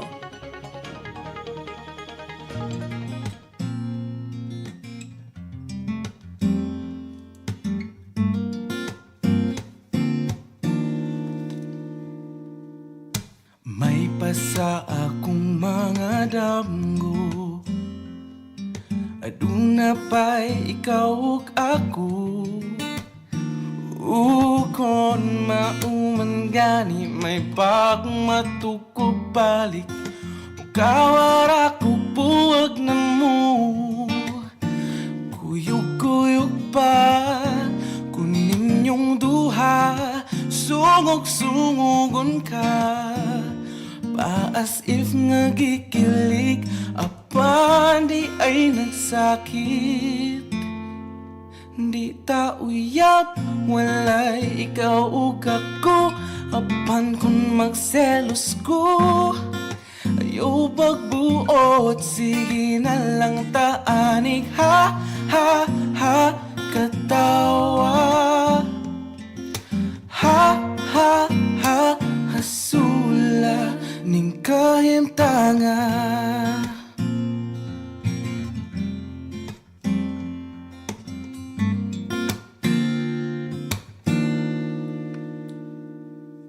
Selos nga lisod gyud kapungan, labaw nagsiya ang imong kaupan. Ngano mang madlok kung mawa ka, ngawa mang yuti ka maakuha. Maong sorry na, wa ko gyud damha, akong dakong sala. Na-fall ko ni mo to, promise di nagyod mautro. Kay di ta uyab, walay ikaw ug ako, apan kung magselos ko. Ayaw pagbuot, sige na lang taanig, ha, ha, ha, katawa. Ha, ha, ha, hasula. Unsaon taman, wala na ko'y mahimo, pirming pahiskot na lang ba? Kung ani kutob, sige na lang taanig, ha, ha, ha, katawa. Ha, ha, ha, hasula. Wala magkadayon ranya tapuhon, puyag-puyagin tawon. Ayaw na lang ang angal, kay flames ang nag-ingon. sa pagkakaroon. Ha, ha, ha, katawa. Ha, ha, ha, hasula. Kay di ta uyab, walay ikaw ug ako. Apan kung magselos ko, ayaw pagbuo at sige na lang taanig. Ha, ha, ha, katawa. Ha, ha, ha, hasula. Kung sa utaman, wala na ko'y mahimo. Pirming pahiskot na lang ba? Kung ani kutob, sige na lang taanig. Ha, ha, ha, katawa. Ha, ha, ha, hasula. Ha, ha, ha, katawa. Ha, ha, ha, ha, ha, ha, hasula.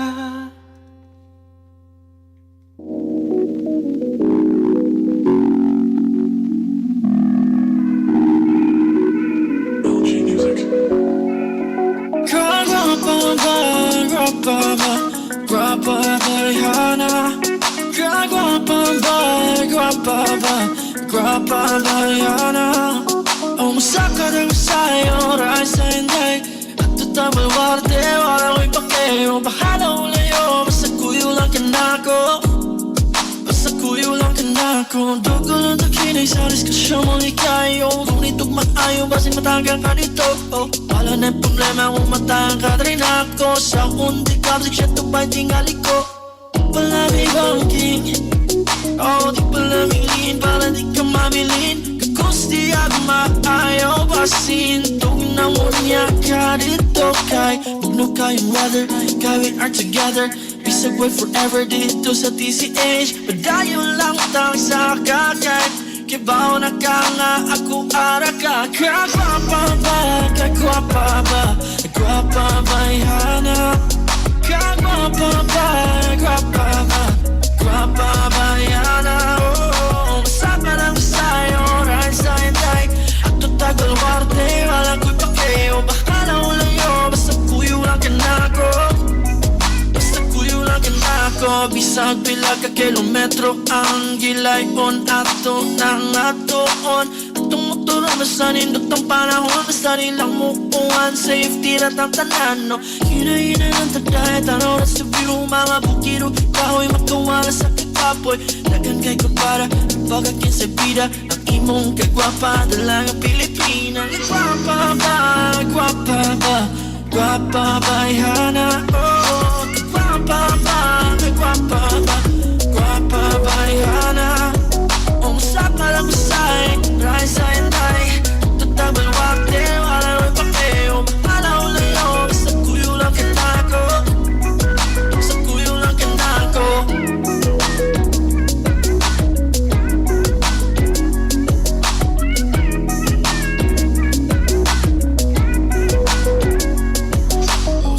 Alas 2, mga butog alas 4. Padulong na puno nagigda pa di ay sa kwarto. Pagkawa may klaro na ligo pa di ay to. May pagkita na lang duha.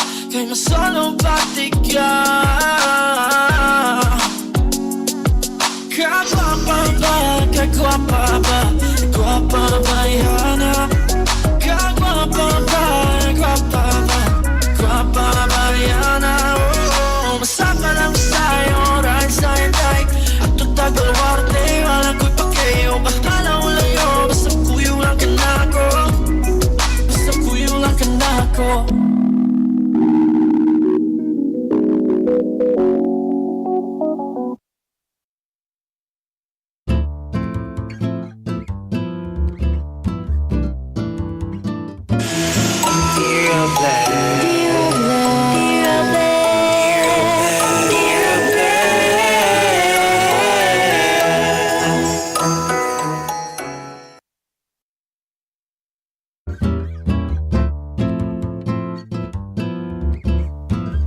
You're still listening to DYUP Sugbo, kauban nimo. This is Dear Oble. your avenue to be heard. One confession at a time. Sulat mo. Basa ko. Hello, hello, hello. Oblastis, maayong udto. Time check, it's 12:35 p.m. Ting paniudto na gyud no nakaginawa na atong mga oblastis karon sa ilang mga lessons pagbuntag mga exams. Ikaw ray nakakaon na ka? Perfect. Murag taas jud kayo ang energy ni Shai karon maka-sense gyud ko kay murag grabe jud kataas ang iyang Of energy course. compared sa mga adlaw nga magsugat mi. So feel ako nakakaon jud ka murag sakto jud kayo imong kaon karon. Excited sad ko sa chismis ron, Rai.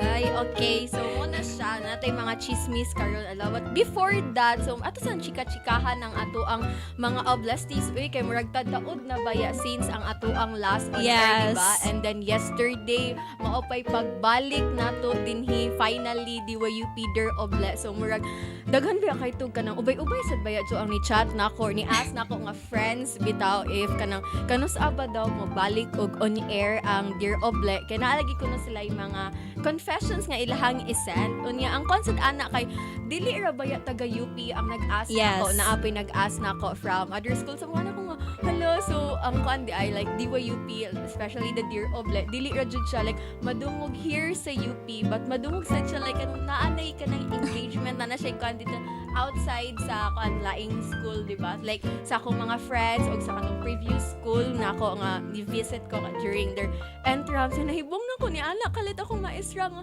hala Redrisa nag-DJ na di ay karon like miss anong nakabalo ka ya mo dito kagipang share di ay sa katong mga mga Wow, schoolmates proud na to, daw, yeah. proud. Itong mga schoolmates na to sa una niya ilang gi-share mo to nakitaan sa to mga maestro nga supposedly low-key ra unta dapat to pero mo to siya boom like nakabalo na nang sila so dili ra sa diri ra sa UP so nananapoy ka ng mga lain na kabaw even our parents right For sure, nagtanaw na sila sa live yun. And we're very happy, no, and excited as host.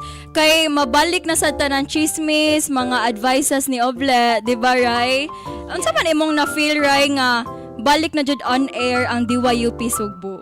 like I'm so very glad bitaw kay during pa lang sa katong dry run nato like very excited kayo ko nga mag-open na balik ang DYUP especially the Dear Oble kay murag last na tong on air is December magura if wala ko masay so murag taod na jud kay siya January dayon like Feb For sure, nga gimingaw karon na kay- jud sila. yes nga karon kay padung nag-March feel ako like sa mga asan mo tong mga sabaan kayo ini kaudto nga madungog ra ba sa AS madungog ra ba sa canteen no nga mga buhak-hak kaayo mo da og kuan sa confession. So na diri shout out daw kay Vince Gilmore na daw siya sa canteen.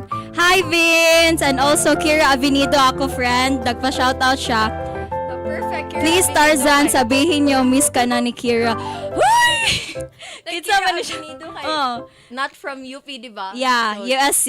Oh, perfect. Okay, so before the ita mo go sa ato ang confession. So of course, murag ka daghan na kayo mig chika karon pero nakalimot ko introduce akong self as well as my co-host di ay. So by the way guys, so basig nakalimtan natin yung mga tabian kayo nga pag last na sem kay akong permission di like fresh na freshie pero I think karon murag dili na siya fresh kay murag na stress na yun murag bago pa gani pagsugod sa second sem. One na, dili na fresh. Yeah, so by the way guys, ako di ay inyong chika Dora Beshi karong adlaw ako si Rith or Rai. So pagpili na lang mo anan duha kay maskin ako naglibog na kung saan yun di akong stage name din sa UP. But if you want to call me by my name, then you can call me Rithrisha. Eh. Diba?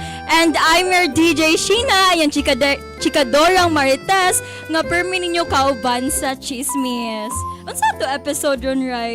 So ang atong episode karon is What's Up. So by the way guys, unsay paghihuwat ninyo, i-share na diri inyong mga stories, life in general like love, academic, nga for sure makahatag og inspiration or pagmatkon sa mga kauban natong ka-eskolar ng bayan. And take note dili lang sa atong mga kauban diri sa UP but also from other universities or sa basta Yes. somewhere gawas na sa UP.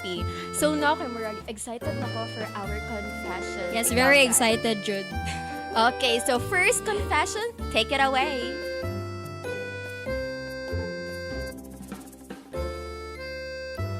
Dear Oble, I am not from UPDI, but I have a very, very close kayo na ako na friend nga naa diha. And for sure, makabaw dayon ni siya nga para iyahan ni. I know nga she's having a hard time adjusting sa a new environment away from us, her close friends. It pains me every time mo call siya namo, crying because she felt so alone and lonely.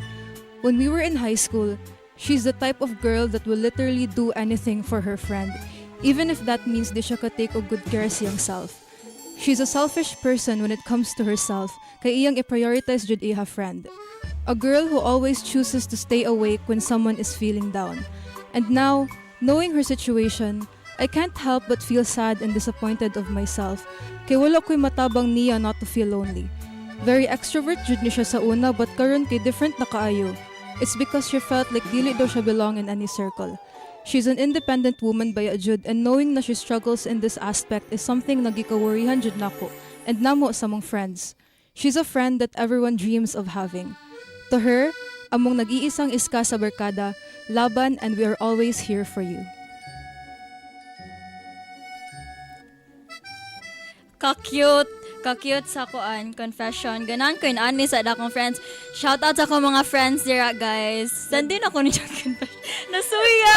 Ano ba yung mga friends ka? Right, what if? Murag na ko strong feeling no nga. What if ikaw ni kay 2 man daw niya. Retricia.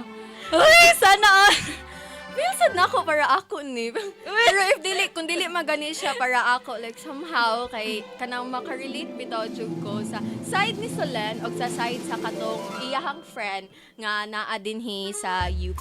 Especially, mura magugmaw ni siya like the struggle of a freshie bitaw. Like, kanang maglisod gid sila og pangita og kanang ilahang circle of friends. Very Or true. someone nga, like, makuyog-kuyog nila. And then, na-mention ni Solen nga, na-worry siya kay like very extrovert daw kuno kaayo ang iyahang friend nya karon sa una ay karon kay like kanang opposite na bitaw jud kuno kaayo, which is sometimes I know not sometimes because pag first sem murag always na lang jud ko makarelate nga ma-question ako ang akong self nga lo dili man ko inani dali ra man kayo ko maka-engage sa mga tao nga naman ko what happened to me, but maybe it is because like ang kanang adjusting level nimo is like kanang wala pa ka ingon like nakakuha gyud unsaon nimo ang way like naglisod pa kag adapt, naglisod pa kag adjust kay diri like pag abot nimo sa university you will meet a lot of people nga with different interests. Yes, Then true. lain-lain siya og kanang like characteristics ang imong ma-meet din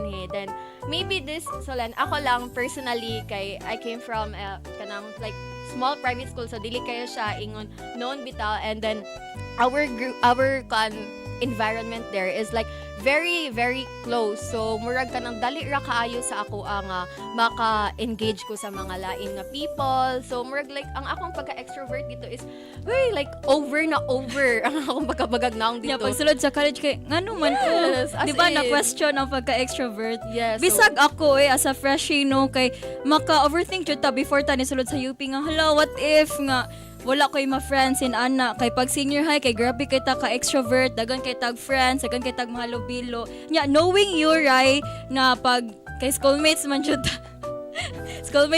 ta so knowing you ka extrovert jud kaayo ka so mining in ani bitaw kay para mahibaw-an sad sa ubang freshie ba nga wala sila nag-inosara nasa ubang freshie nga naka-feel nga same ani di ba? Yes, as in, murag kanang like kanang bitong part nga wala sila naanad kay naa man jud times nga sa una always ka naa imong barkada, always ka naa ani nga position, then naabot lang kakalit sa face nga like wala tanan, wala diba? tanan, ikaw ra usa, so asa ka padulo nga murag kanang when I kanang enter college dinhi ko first naka-start og kanang eat alone sa fast food, diri ko like kanang naka-start og kanang sa mga activities like wala ko'y maduulan nya kanang sa mga quizzes pero mo dol na ko right. Ay matag program dai pero sige kanang kan sa quizzes or kanang mga lectures nga kanang naglisod ka Bitaw. wala kay mapangutan Lisod biya kayo mag-inosara. Pero I think kanang ma-challenge sa tano if mag-inosara ta kay pariyaan na murag naana ta nga natong friends pag senior high pero karon kay naana data mag-independent. Nya I think kanang mausad murag ato ang mga friends pag senior high kay naset nila ang standard. So pag abot sa college kay nangita tag mga friends nga same nila, mo motivate nimo, kauban nimo kaon every lunch, kanang tingklase kay maghatagay mo og kanang baon bitaw maghinungitay, di ba makamingaw? Yeah, as in, pero okay ra sa jud na siya to sender and to kanang friend niya nga diri sa UP. Like, okay ra kayo na if wala jud kay specific nga set of circle diri sa UP. Like, sometimes bitaw sa ako ang experience nga naanad ko nga per me naa akong mga barkada, and then like to the point nga brag tagsa nalagod ko muli sa bike kay dito mi sa akong barkada. So kanang inana nga closeness Kaday guman og kanang klase ato din sa balay sa barkada, yeah. di ba? Then pag abot diri sa UP nga, like okay, ako na lang wala na ko'y maduulan. Then there's a time nga okay, nakat-on ko like to stand on my own, and then there are really a lot of lessons when you are alone. So you will figure things out when you are alone. So and it will really help you a lot. 'Di ba, Shy? And then there's this here. So ni ana sad si sender nga she's an independent woman baya. So with that na pag ingon ni sender nga independent nga woman si kaning girl nga gimi ni kaana sender. So okay ra na ay makastand na siya. Kabalo na siya sa iyang buhaton. Pero good siya kay kang kuan kaniyang friend diri kay naa siya kanang circle of friends na siya barkada like Solen nga ni care gid sa iya. Cute biya kaayo mo send og confession no nga inani nga nasa diri no nga proud kay siya kay ana siya amo nag-iisang iska sa barkada. So murag iyan na sending ko ano nga iska biya na akong friend, di ba? Proud biya kayo tag Pila ka para ako should ni. Gimog. Feel sad ako, right? What if lang di ay? Lagi as in. And then sa katong times nga katong she's a selfish person when it comes sa iyang self nga to the point mas pilion niyang like dili matug when she knows nga ang iyahang usa sa barkada is kanang naay dala-dala nga o pamati like ako sad personally like inana sad baya ako if I know nga ang ako ang barkada is naay kanang gibati or if I know nga dili siya okay, dili sad baya ka like kanang mahimutang. Bitaw. Dili ka makuan nga unsa may buhaton nako nga like malighten ang situation, unsay buhaton nako para dili kaayo bugat sa iyahang pamati. So maybe that's why dili siya katulog. So maybe that's why nga she choose to stay awake. Kay ako sa akong friend because there was this one time nga ang ako ang friend like dili siya katulog kay magsige siya hilak niya na siya problem niya. Ako ato nga time like ganahan kong matulog pero dili ko katulog kay naay something nga bugat sa imong dughan. Homesick sa, di ba? Yeah. Malayo sa imong mga parents. Yeah, so naay something nga bugat like now nga karon like diri na ako sa UP niya dormer ko then akong friend kay lagyo kayo lapu-lapu.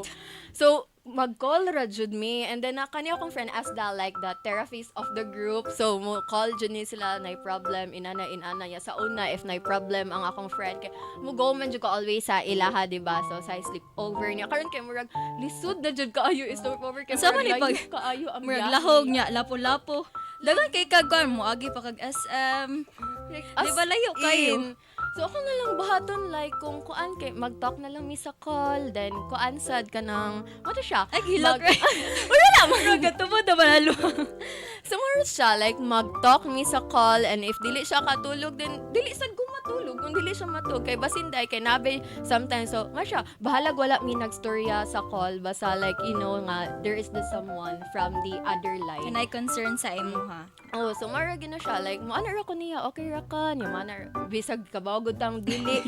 So mag-call ra mi na dili mi magtinggay. Pero bisan pag-question nga kumusta na ka in ana, di ba makamelt kay sa heart as in big kanang like big deal lang bitaw jud kay na siya sa imuha ang like kana na lang jud nga pangutana nga kumusta na ka. Pero even if like sa uban nga wala ra man na siya kanang mupo ra jud kay na siya nga phrase, but if you're going to ask it to someone like dako na kayo na siya impact sa ilaha, especially sa katong mga people nga like kabalo ka nga like struggling pero like different lang kayo lang aura nga ipakita pero deep inside like huy mato siya. So Reggie, unsa man nimo pag-handle ang inana nga situations nga ikaw ra usa inana nya nagdorm pa jud ka so away ka sa imong family and friends, unsa man nimo pag-handle?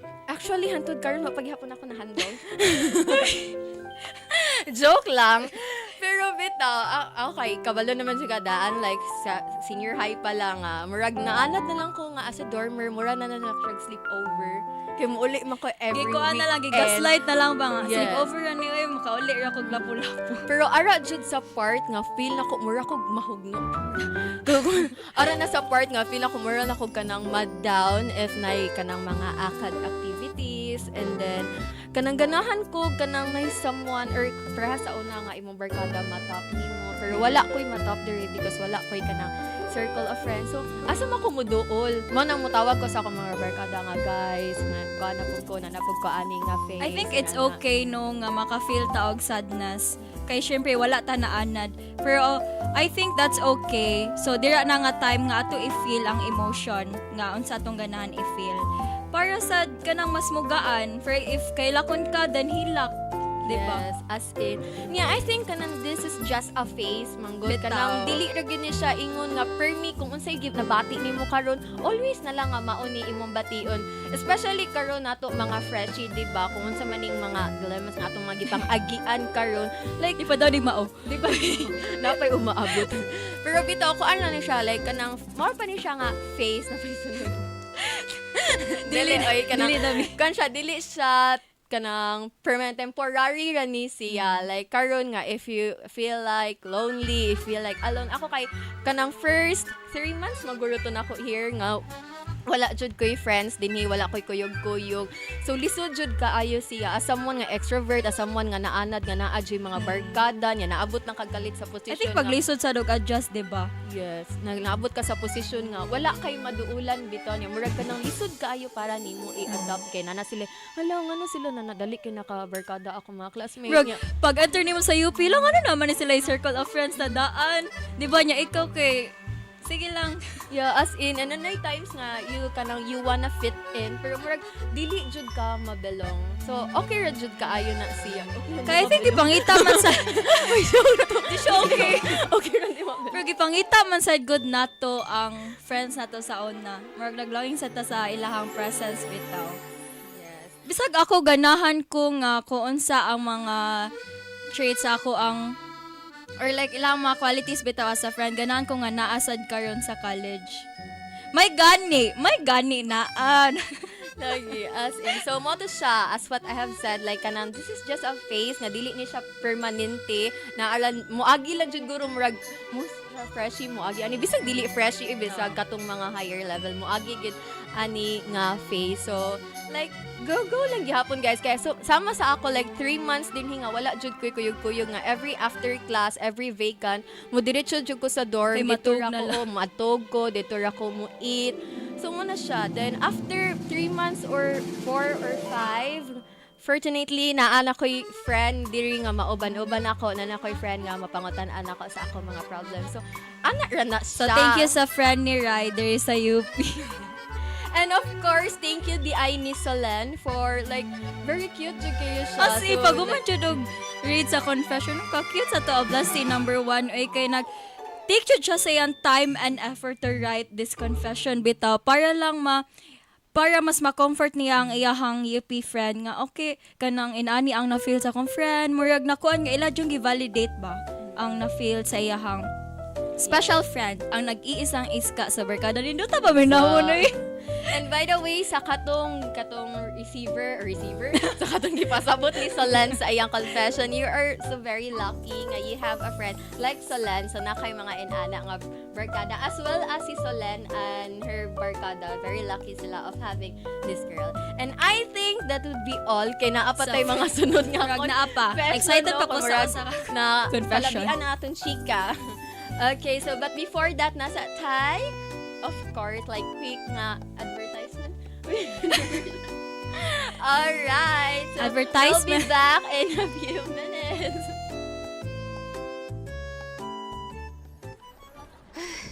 We keep going in circles. We keep trying. We ask the same questions over and over again. You don't tell me what you need. I don't understand what you want from me anymore. Unsa man jud, babe? Asa man ta mangaon? Maun na. Dapat naminaw jud ta sa nakaka-local before ta nihawa.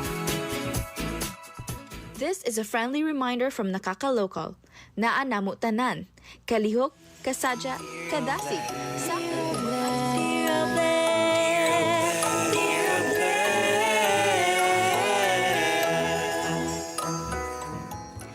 Hello and welcome back to Dear Oble. Oh, grabe, marag taas gihapon kaayo kay energy. Ray, napay sumpay, Ray. Napay sumpay. Ako na lang.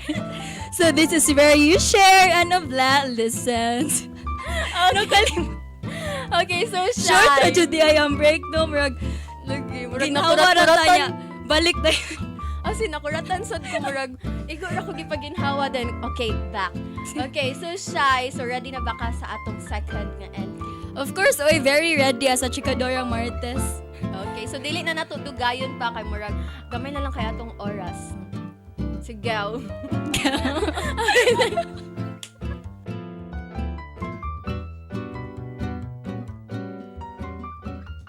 Dear Oble, ano na, may sumpa aguro sa akong second sem. Ever since it started, things are all going wrong, and wrong way good. Wala man ko nagpicture with Oble, but mura na lang kog nagantos sa ka-confusing and kagubot. First sem for me was fun jud, especially with my block. Second sem pre-enlistment happened, then everything went wrong. I found myself in a class na new people but also rather terrible people. What to do ba oy?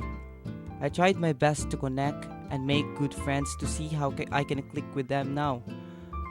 My grades are on the line man, pero I can't seem to understand their utok gyud. Rant naman ni, but karon ra ko naka-understand sa people na na-rant about those mga scholar gani na pero less than bare minimum gihapon ang buhaton. To my blockmates, please for the love of Oble and ng inang bayan, be better Diyos ko. Work with everyone, dili ra inyo kaugalingon inyo hunahon please. Period. Okay, Naamrag ko. Murag na adyo ni Hong sa akong kilid niya. Period. Mao na to, guys. For the love of Oble at ng inang bayan. Tinuod jud. Hoy! Ikaw shy kay kabaw man ko nga sa una kay student leader man jud ka niya maka-experience man jud ka ani. So unsa man imuhang take away? Unsa imuhang ma-say sa confession nato? Tayo sa mga na-pressure ko Char. Bitaw, feel ako kita to ng students no maka-experience ani nga na mga uban students nga bare minimum ra ang ihatag. Pero ako ginsan ako pag-overcome siguro ang nasa kong auto kay dili jud nato ma-control bitaw sila if mao na jud na ilang mahatag. What if ilan ang gido ilang best pero mao na jud anha ra jud gotob, di ba? So ako murag if bare minimum ilang gihatag dili na ko i-consider nga bare minimum ra sad ako i-pass. So ako na lang magbuhat if naapay mas okay ana nga work di akong buhaton in ana ra murag ako na lang sad i-consider kung unsa ang ilahang na feel bitaw. Pero naabi diri uban nga students bitaw like example nga kabalo sila nga ang ilahang kagrupo kay like kamao jud ana murag magsalig. Nga magsalig na lang sila because they know manggod nga that person is capable of doing that thing. Kansya. So marag okay na lang nila then ang uban pod kay kumpiyansa like, especially sa high school nga may kansya ni nato like ay bahala na siya ay kay kabalo na siya unsang buhaton. So like kumpiyansa ra kaayo sila. Wa sila kabaw nga pwede na sila hagbungon sa ilang leader. Okay. Mo na ako ang pinakagananon kanang na evaluation sa mga teachers kaya na magud ka makabawi. Yeah, diba? As in. So, if you're a leader gani niya, na ay evaluation niya, imuhang mga group is walay ambag or wala joy ka na natabang nimo niya, puro ra ka run, puro ra ka magmakonsumisyon na lang ka sa imong mga mo save sa mga leader no ang mga evaluation. Evaluation. Kaya naa joy uban nga mga student, na joy ka ng uban nga mga grupo na to, like, kanang ibutang tala nga, dawat limpyo. So, inana. Makalagot ba As in, because as someone nga always ma-leader before ha, kay karon. Basta guys, a fourth year. Before guys, when I was still in high school. So, as someone nga always ma-leader niya, for me jud ko like kanang kaubanon o kanang mga group bitaw like usay kanang mga bugoy nga kanang mga classmates. So, inon day na sa mesya, kana si ko andira na nimo para matarong na. Ya kita nga dili gana paginawasan mi. Like as in, so ikaw na lay mo do sa ilahang work kay bisag tagaan nimo sila og kanang buhaton, tagaan nimo sila og task, bisag yabo na nimo tanan, spoon feed na nimo kanang unsay buhaton maon ni yanay uban nga like wala butang tala nga wala jay pa kabana like usahay gani mag my day pa sa ilang laag Kanang mga questions at silang mindset, di ba? ikaw diri nga like halos wala na kay tulog, Tulog, hinimo oo. sa inyong for example kana research paper Dira, research! kana kay murag daghan jud kayo like dili ra friendship pero daghan jud kayo din ha like ang maguba ba kay kanang ikaw na maghimo wala kay Mag-remind tulog. na ka. Sige kag-remind ka guys ipas na ni kay need na ni nato ihatag ni miss Kana ba tawag gid ni mo imong best nga para nindot ang flow sa pagkabuhat sa inyong himuon. Kani guys sa deadline ni diri, kani kay ug when mo mopas diri ninyo ibutang man igtanaw na to sa Google Docs walay sulod. Like kita As pa'y in. magbutang.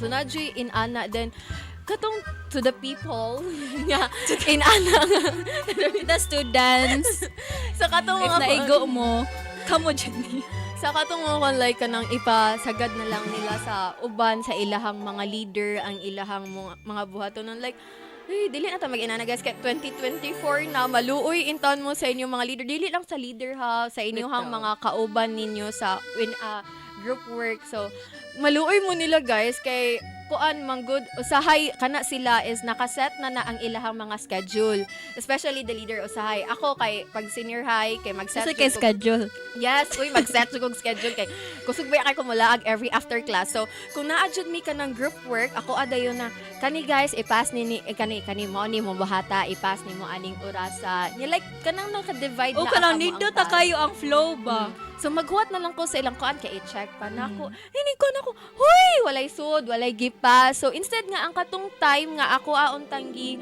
kuan para sa kong self or para sa kong friends and family makuhaan siya because of the task the academic activity nga buhaton ni mga supposedly para to sa katong nga person so if ana man gani if na evaluation so ayaw ka konsensya dira na lang jud bawi dira na lang jud bitaw sige consider ta ka pero ang evaluation sorry guys harsh na kayo Pero naka-feel magod ta sa frustration sa ato ang oblasti number 2 good. Yeah, murag kuan na ta murag kauban na taanin ni sender nga nag-rant.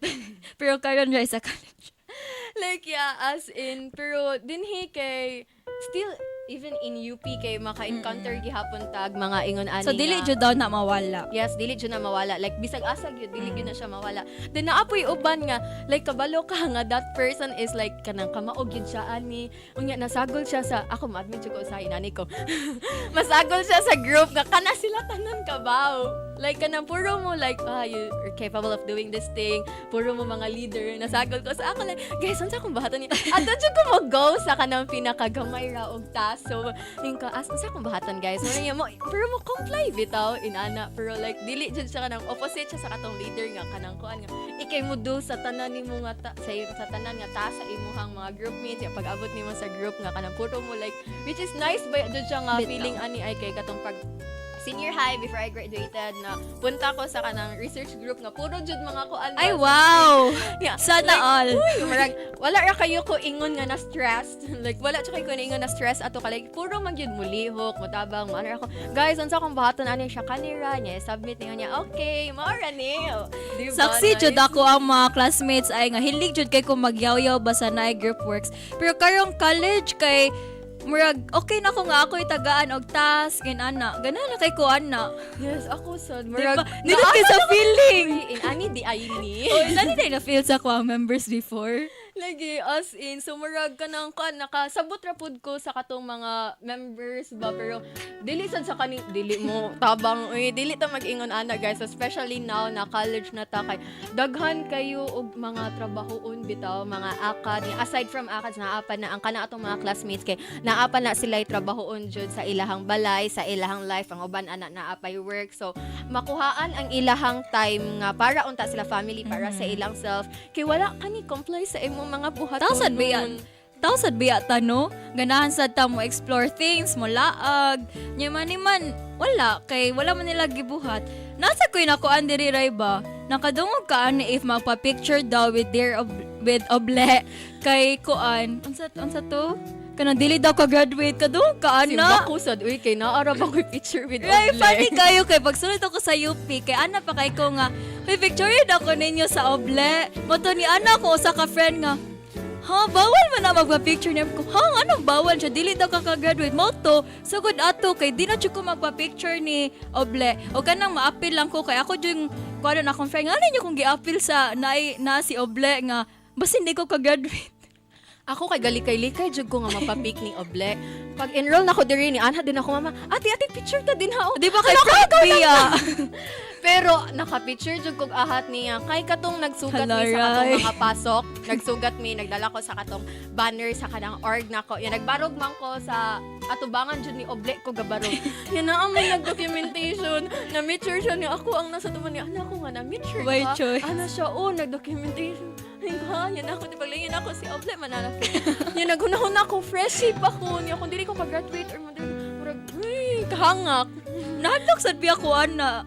Pero ana sila nga dili daw tinuod. Sige kay nana mo gud picture sa ka-Oble. So gigaslight na lang nato tong self nga dili tinuod. Pero kung tinuod kung tinuod man gani dili na siya tinuod. Ako gyud na siyang i-claim. Kumay mo ako gyud na siyang i-manifest sa akong Twitter. Kay tanan manifestations sa akong Twitter. Mga cutie na ko dito kay huy na tinuod ba ya. So ako gyud na siyang i-manifest nga huy maka-graduate intern ko kay murag gihangak na magay ko nga first year pa lang. Nara jud na sa determination sa usa ka student no. If mo comply siya tanan requirements, if mo do siya sa young best, then maka-graduate jud.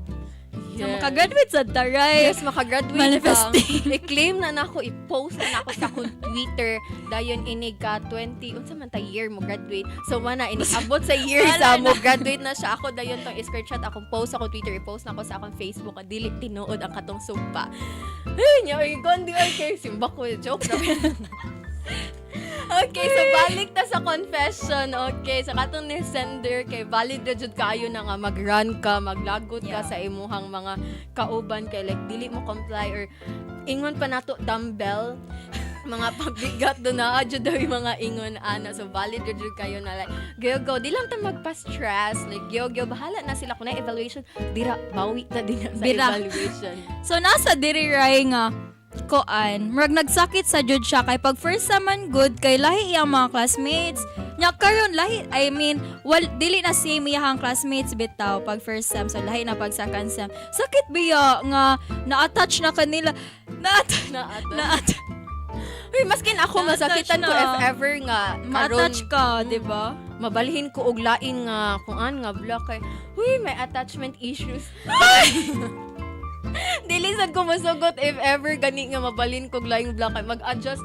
Naglisod na magani tag-adjust sa katong first sem, so mag-adjust na pud og balik di ba nga karon nga okay na unta back to zero na pud. Ako okay ra jud ko mabalin akong block basta kay dili jud mi mag hiwalay magkanang buwag di Shanley. Uy, social mention. Bit okay ra jud ko. Alright. So, I think murag ubay na gid atong chika-chika sa kaninga confession no. So okay, kay murag excited na ko sa unsay ingon ni Oble. Yes, diba? Me also. But before that, of course, mga shout out diri ray murag dagan-daghan na kay ni. Ay, sir. Naay akong unang nakitaan diri kay Sorry Rai, wa jud kakatakas by Main Marmal. Hi Ate Main, sorry so wala po katakas sa water something. Okay, malapit. And of course, shout out kay Alea, shout out. Then, kinsa pa ni? Si Judy Ann Sabial. And balik na po si May RRL tagaan lang tagling. Huy, kani murag ubay-ubay lagi kayo mo karon ay murag feel ako ka-relate ni sa kaning research kani si Judy kay ako man ni siyang kauban ni nako siya sa ako research pag sa una kani sa siya mo ni like kusog kayo mangusog sa mga research. So hi Judy Ann Savial. Hi Judy Ann. Unsa ni ilang school? Yellow? Something. Shout out Ate Daisy, Ate Main. Alright, okay guys. So, ato nang paminaw si Dear Oble later. But before that, na atay short or long? Short break. Alright. Mare, ano nga ba ang nangyayari sa tubig natin? Bakit hindi pa rin lahat may access sa malinis na tubig? Totoo yan, pare. Dapat ba tayo maging kampiyon ng malinis na H2O? Gawing totoo? Para sa lahat? Tama ka, Mare. Tayo ang magbabago. Sa pamamagitan ng programang ito, magkakaroon tayo ng sapat na malinis na tubig at tamang sanitasyon para sa lahat. Pero, paano natin magagawa yun, pare? Madali lang yan, Mare. Una, tayo mismo ay maging responsable sa paggamit ng tubig. Huwag nating sayangin at gamitin ng wasto. Tama ka, pare. Dapat makiisa tayo sa paglaganap ng kaalaman tungkol sa kahalagahan ng malinis na tubig at sanitasyon. Edukasyon ang susi. Huwag din natin kalimutan na ang pagbabago ay nagsisimula sa pagre-reforma sa patakaran. Kailangan na ipalam natin sa gobyerno ang importansya ng malinis na tubig. Ay oo! Dapat talagang i-demand natin ang policy changes na ginagawang prioridad ang universal access sa malinis na tubig, no? Ang huli, tayo ay maging bahagi ng malinis na H2O gawing totoo. Mag-donate tayo, mag-volunteer, at ipaalam sa iba ang adhikain na ito. Sama-sama tayong kumilos dahil tayo ang magiging lakas ng pagbabago. Gawin nating totoo ang malinis na H2O. Mga kaibigan, samahan niyo kami sa adhikain ng malinis na H2O gawing totoo.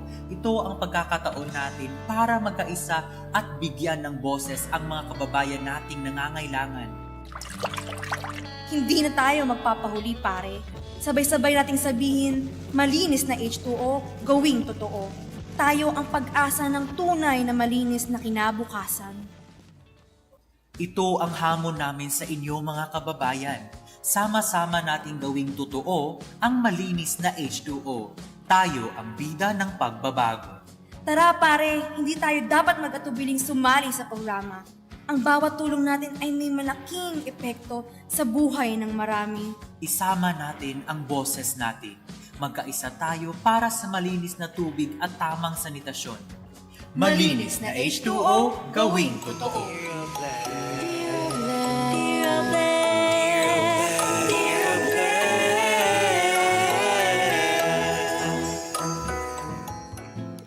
Welcome back to Dear Oble. May tag na pa mo guys no kay dagan pa kay tag chika ron. I feel na ko naapa dyan ni sila. Naapa dyan ni sila karon mo na kuya na tong tech kalit ra kayo kang suot. Ay yes, napa ni sila karon ay kay our goodness sa comment. Shout out to our loving Ate Daisy May Rosas. Unsa gani ni iyahang kuan sa katong pag-introduce ang pinakamabangong bulaklak Daisy Rosas. Ay Rosas pinakamabangong Rosas Daisy May Rosas. Shout out sa ako ang friend Clarence Butal from CNU.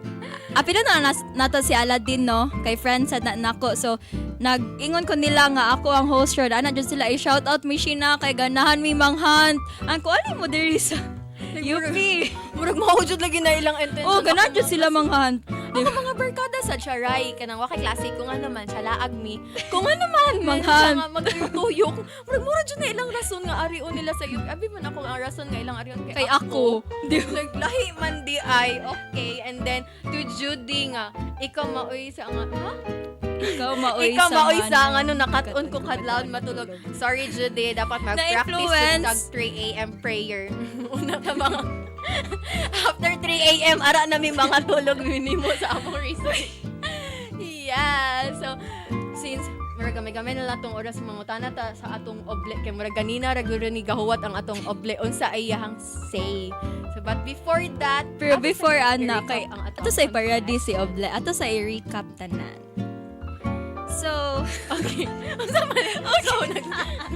Okay, so sa first like mga confession katong si Solen nga iyahang friend nga taga diri sa UP nga naa ba sa adjusting level and then what is siya like cute lang siya feel na ko para ako jud ni siya kung para ako man gani ni siya kay thank you so much bro. Ako pod sa akong friends dira hatagi sad ko ninyong kuan nga para nako ba okay sure na mo ghost so sa atong oblasti number 2 kay dili jud na tinuod no nga dili ta ka graduate ko baka picture ta ni Oble di jud na siya tinuod Manifesting, nga dili Pero tinuod. manifesting nga dili na siya tinuod. And by the way, kung man dito no, like choose data karon. Yes. So it's like kanang you choose yourself and you choose your friends. Uy, ganahan ko, ana. Diba? Sa katong kasalan og siyang friends. So you choose your friends wisely. Tuesday reminder. And now, karon of course, kay murag feel ako excited na kayo tong Oble. So unsa ka ang iyang mas-say sa tong confession karon. Hi Oble. Being alone doesn't mean you're lonely. Perfect! Gatoo ko ang isultira gani. Ang gatoo ko isultira ni Oble kay being alone. Naku yung kunin ko. Ay ko andi ay being alone doesn't. So to, like dili basta Okay ra daw. Dili ka lonely. Dili just Basta kay okay ra daw. Kay if alone ka, okay ra kay anak ka kanang maka-rise by. Okay, so ibutang ka lang kakuan ka to mga trending pagla sa social media nga mukaon ra mag-inusara sa fast food and then Yeah, naading post. picturean nga maluoy do siya unsa dili dala-dalaan ini nga problema. Guys, dili tungod nag-inusara na siya, magulano na siya or na siya ginalukdo nga problema. Naadjay uban taw nga mas ganahan, mas prefer nila ang ilang own self na Yes. ilang kuyog like kanang self Challenge man sad good na nga mag-inusara ka. Yeah, so dili gid na siya ingon nga abig nag-inusara ka, like lonely na ka, diba? Ikaw Shai, are you alone and lonely? Dili ko kasi nga alone ko kaya I have my friends with me, ako mga special someone, akong family. Yes. So kagara sa pero special bitaw naman joy. Friends na. Okay. Ano to ang giingon Na Rai? ay? Okay, wala na siya, oy, gana siya ka na mga friends, na siya is special someone. Ay, So, pero dili na siya joy times. Na times nga kita raw sa Batog SM, guli ako raw sa. So, na alone ko buli. Alone ka mo uli, and lonely ka. Lonely ka, lonely mo. Okay katabi sa udot ko. Okay, so ako like na-adjay times nga maka-feel ko sa hay nga mag-inusara ko, nga maka-feel sa ko sa hay nga nag-inusara ko pero magulanon. Og naapoy times nga mag-inusara ko pero dili ko magulanon. Like now, like dira sa dorm kay ako mga roomies dira kay permi man jud ka nang mugawa. So ako like sa room, malipay ko mag-inusara. Yeah, mag-study ra ka Rai. Dili, mag-Facebook ra jud ay. ko. Unsara ko na study o boy quiz. Pero aminin, di ba?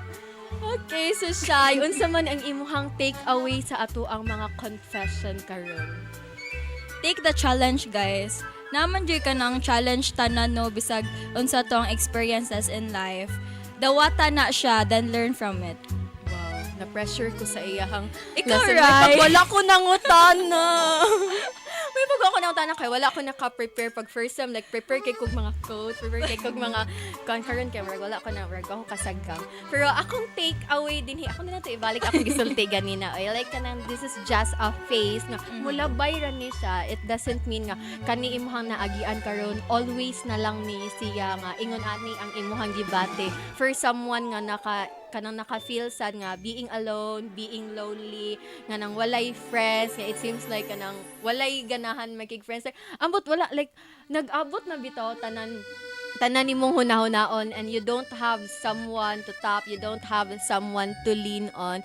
You just You have, only have like, yourself. yeah, you only have yourself. So, this is just a phase, like, you just have to keep on going. So, Yes. like, padayon nan jud kay ako after ato like 3 months keep on going, nagpadayon ko diri nga to the point kaganahan na unta ako mobalhin. Nakamit ko og mga friends. And also, Rai, life is not life without challenge. Wow, Diba? so perfect. I think that's the That's all, guys. Hindi, I think that's the kanang it's huy, unsa pagsulti mer ana na lang siya murag mo na siya ang nice nga linya to end this kay murag wala na tay time and then I believe Thank you nga so daghan much, ka Oblastis, sa pag-listen karon. So, Yes. And by the way guys, so if you have kanang something to share in yung mga chika, mga stories, please don't forget to send it here sa Dear Oble kay atuan na siyang chikahan. And please also don't forget us to follow DYUP Sugbo sa Facebook, Twitter, Instagram, Spotify. TikTok, Spotify, ug unsa pa man. Tanan, TikTok, Tanan. ay mana na. Alright. Okay. And YouTube. Alright. Oh, bisag asa ramen. So guys, go na kung asa pa ang inyong mga ganahan. I-share na ninyo diri kay ato anang chikahan because because this is Dear Oble, your avenue to be heard. One confession at a time. Sulat mo. Basa ko. Goodbye, Bye, guys!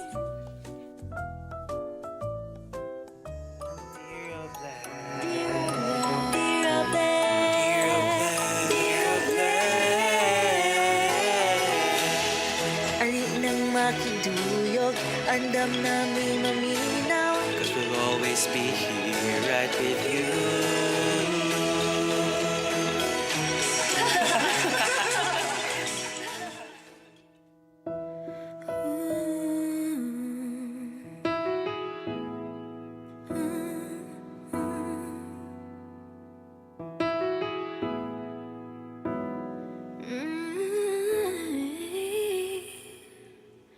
May basa akong mga tanggo,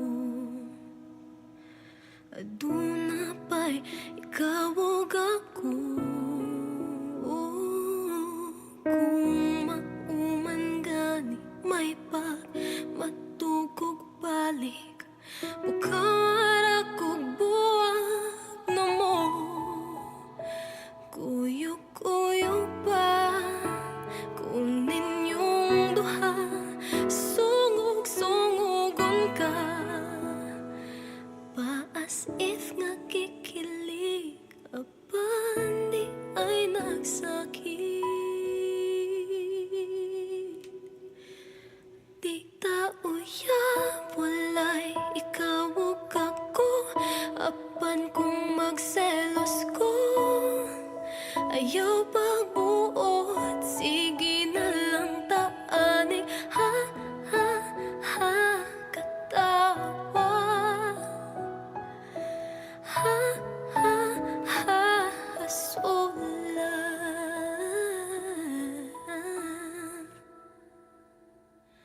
Selos nga, lisod yung kapunga.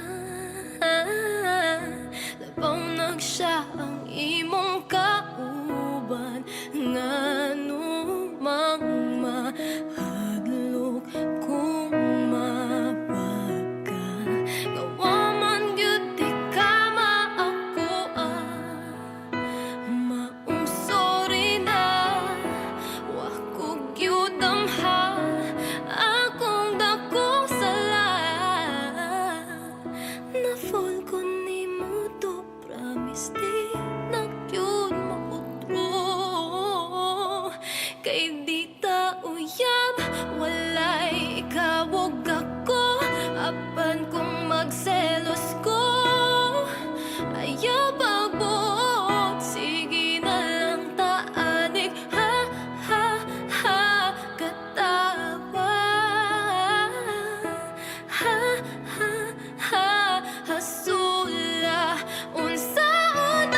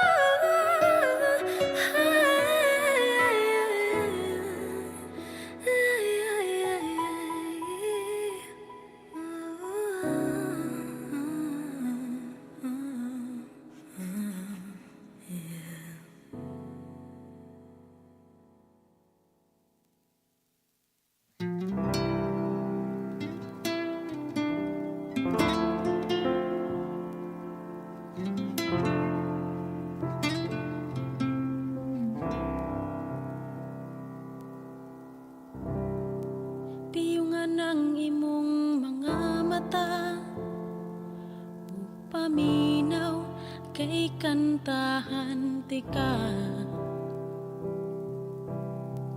Ayaw naghilak o katulog na, nako diri hangtod sa imong pagmata.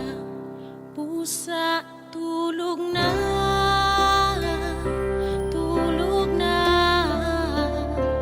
sa mga damgo mo magbaylitang duha. Tulog na, tulog na, nako diri hangtod sa imong pagmata. Di ara ko sa imong kiliran, mahimo ra imo kong sandigan. Diri sa dughan ko napati kong tanan, ang kakapoy sa mga katuigan. Pusa tulog na, tulog na, sa mga damgo mo magbaylitang duha. Tulog na, tulog na, nako diri hangtod sa imong pagmata.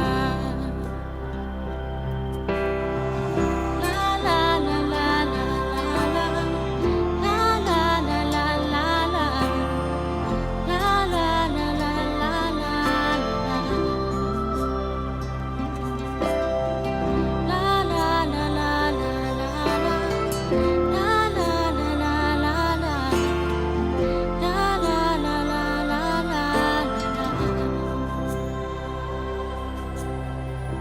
Lola, nakahinumdum ka pa ba nga imo kong kantahan sa una? Karon ako nasabang mukanta, laylayon kong tanan nimong kabala ka. Pusa tulog na, tulog na, sa mga damgo mo magbaylitang duha. Tulog na, tulog na, nako diri hangtod sa imong pagmata. La la la la la la, la la la la la la, la la la la la la la, la la la la la la, la la la la la la, la la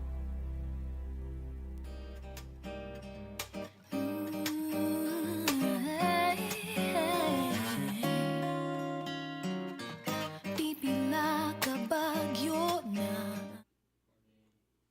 Kaliho, kasadya, kadasig, sa kinalibukan sa Cebu. Kani ang nakakaloko, Crazy Local 5. Crazy Local 5.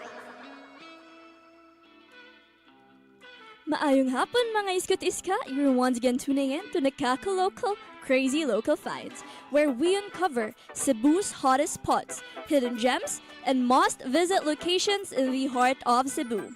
I am DJ Christy, the haptic and excited basta lakwat siya ng hisgutan, together with my co-host who's always a perfect attendance sa laag.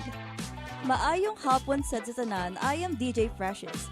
Foodies will definitely love our episode for today because we're having Tuesday Taste, where we will be featuring 2 local delicacies and places for food enthusiasts. Before we begin, don't forget to follow us on social media platforms, DYUP Sugbo, Facebook, YouTube, Instagram, and Twitter at DYUP Sugbo.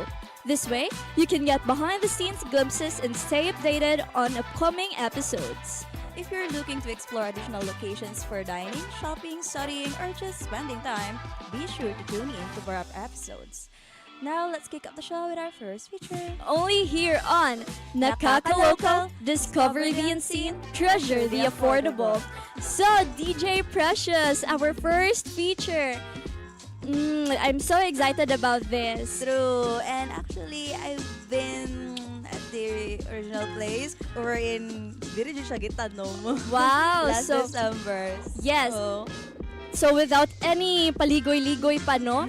Let us introduce our first station, Strawberry Station Cebu. This is the original and first tanghulo in Colon, Cebu, which serves you fresh strawberries from Baguio. So for as low as 100 pesos, you can get your hands on the trendy tanghulo dessert we see all over the internet thanks to Strawberry Station Cebu. So they also serve fresh and chocolate dipped strawberries in a bag. Actually, speaking of 100 pesos, to be honest lang with you guys, kay 100 pesos sad ang mga price range ato sa Baguio mismo. So meaning, wala lang kaayong variety sa price. Meaning, same ra jud siya. Yeah, so DJ Precious, you've been to Baguio, di ay? So meaning, bisan pag naaka sa Baguio or naaka sa Cebu, mauna gihapon kwentahaw, dili mag-matter ang price, diba? So dapat, at tuon na dyan nato kay from there, ana sila na from fresh strawberry from Baguio sa dang ilahang mga products. Yes, so murag ang Baguio gidala sa Cebu, no? So amazing. Totoo. And also, dalira kayo ni siya adtuon because it's only located at Chibugan sa Camagayan, Colon Night Market, Cebu City. It's at the back of University of San Carlos, Maine, and formerly the V-Hire Terminal going south. So, as a commuter, how do we get there? So from Colon, we can ride any jeepney that passes through Junquera Street such as 12G, ang route ani niya kay Labangon to SM, and 10H, Bulaco to SM. And then you can ask the driver to drop you off at the V-Hire southbound terminal that is beside the Chibugan sa Camagayan.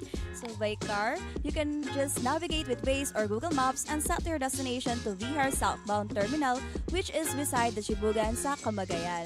And take note tayo guys na open sila from 6 p.m. to 12 midnight. Right, perfect kaayo nga. If gikan ka diri sa school, mulaag ka with friends at to ka dito try ka sa first tanghulo in Colon. Masarap ka nitawagan na sa mga mas mata sila yung gabi eh. Night owl. Night owl. Very, yes, if ever ganahan mo magka ng jam with friends or catch up with them, pwede na yun niyo sa agdahon nga, uy, anto ta sa kuan na sa Chibugan sa Camagayan na adito'y tanghulo. Or maybe na sila work sa buntag and then just wanna chill out sa gabi eh, diba? Ablig sila gihapon. Yes, tinood na. And then, looking at their menu, DJ Precious, very affordable. Nagtanaw ko sa prices niya, no? Dali ra kayo bisan students, ma-afford ra gyud siya. So, na sila 100 pesos nga tanghulo, all variants. Wow. Nasad sila strawberry cup with chocolate dip for only 100 pesos. But, if pack ang imong paliton, tag 270 pesos siya. Small strawberry jam, 150 pesos, guys. Same lang siya sa price sa Baguio. So, dili mo mag-uol, lala. Kaya nato sa Cebu, mas mahal dire. Dili, same run jud as in. And then, big strawberry jam, 230 pesos. And then, strawberry dried fruit, 180 pesos. So, nakakatakam kaayo na menu, no? And then, dool ra kaayo siya, accessible ra kaayo siya, pero mura na pud kag naa sa Baguio imong feeling. Totoo. So, unsay mong excited kayo tilawan diri DJ Precious? Siguro ang strawberry pack with chocolate dip na kay strawberry pack since meaning madami maka-share ko sa akong mga friends or yes. Sa akong kauban na to sa akong gikuyan karon, diba? It's good to eat something then you can also share it with others. Sorry, yes, tinuod yun na siya. And I think worth it siya sa price, right? 270 nya pack siya. Mara siya tipid, affordable, and very pasok gani kayo siya sa to pasok ang yun sa budget. Dili siya sakit kayo sa bulsa, guys. And for a dessert, this is really something that we should not miss. Because aside sa original siya, tanghulo is very trendy karon. Like, I see it all over my TikTok For You page. Grabe, daghan What kay comes mga... after food ba? Siyempre, bonding. Yes, tinuod. So, friends, family, loved ones, dates, of course. So, someone, tinuod. Pwede mo dito, pwede mo mag-share, mag-try mo og different kanilang mga menu. Daghan kayo ni sila different variety of that you can try. Pero ikaw ba, unsa man ang like mood or unsa nga event scenario ang aron mo ganahan ka mo pila mag-grade lagi ko ani sa may gibuhatan. Yes. Actually, wait, speaking of the event gani, actually nag-regret ko nga karon lang jud ko kahibalo nga naday strawberry station diri after na ang Valentine's Day. Human na ang Valentine's Day tapos naglisod mi pangita to sa ako ang loved one kung asa mi mag sorry. No mention, kinsa man ang laban. Shout out. Anyway, yes. So, naglisod mi sa mi pangita mag-date ato nya karon lang jud ko naka-discover nga naay tanghulo di ay nga very accessible, one ride lang from UP. So that's the good thing about nakaka-local, no? There are things that recommend you mga places. Yes. And that's actually place, but a good one. Yes, you really discover the unseen. And treasure the affordable. Yes, very nindot kayo siya nga opportunity because datang hulo man god, I'm really excited. I'm so eager. Curious ko ano tang hulo. Kasi tang hulo ba nang gitawag? Oo, dinod interesting kayo siya kaysa sa pictures, sa videos nga ko makita kay it's very kagumkum. It's very sweet nga, crispy, all at the same time. Pero maglibog ka sometimes because sugar-coated manggod siya. Okay. And then, aslo, medyo sour gani ang ang strawberry. So, maglibog ka, if unsa man siya lasa anime, like, a lot's happening in your mouth. Oh, so like sa unang tikim mo, ganito yung nararamdaman ko. So pangalawang tikim mo, lain na sa. Yes. Okay. And you can mag-explore din sa lasa and all. And so much about strawberry, guys. I think it's time na we will be back after a short break.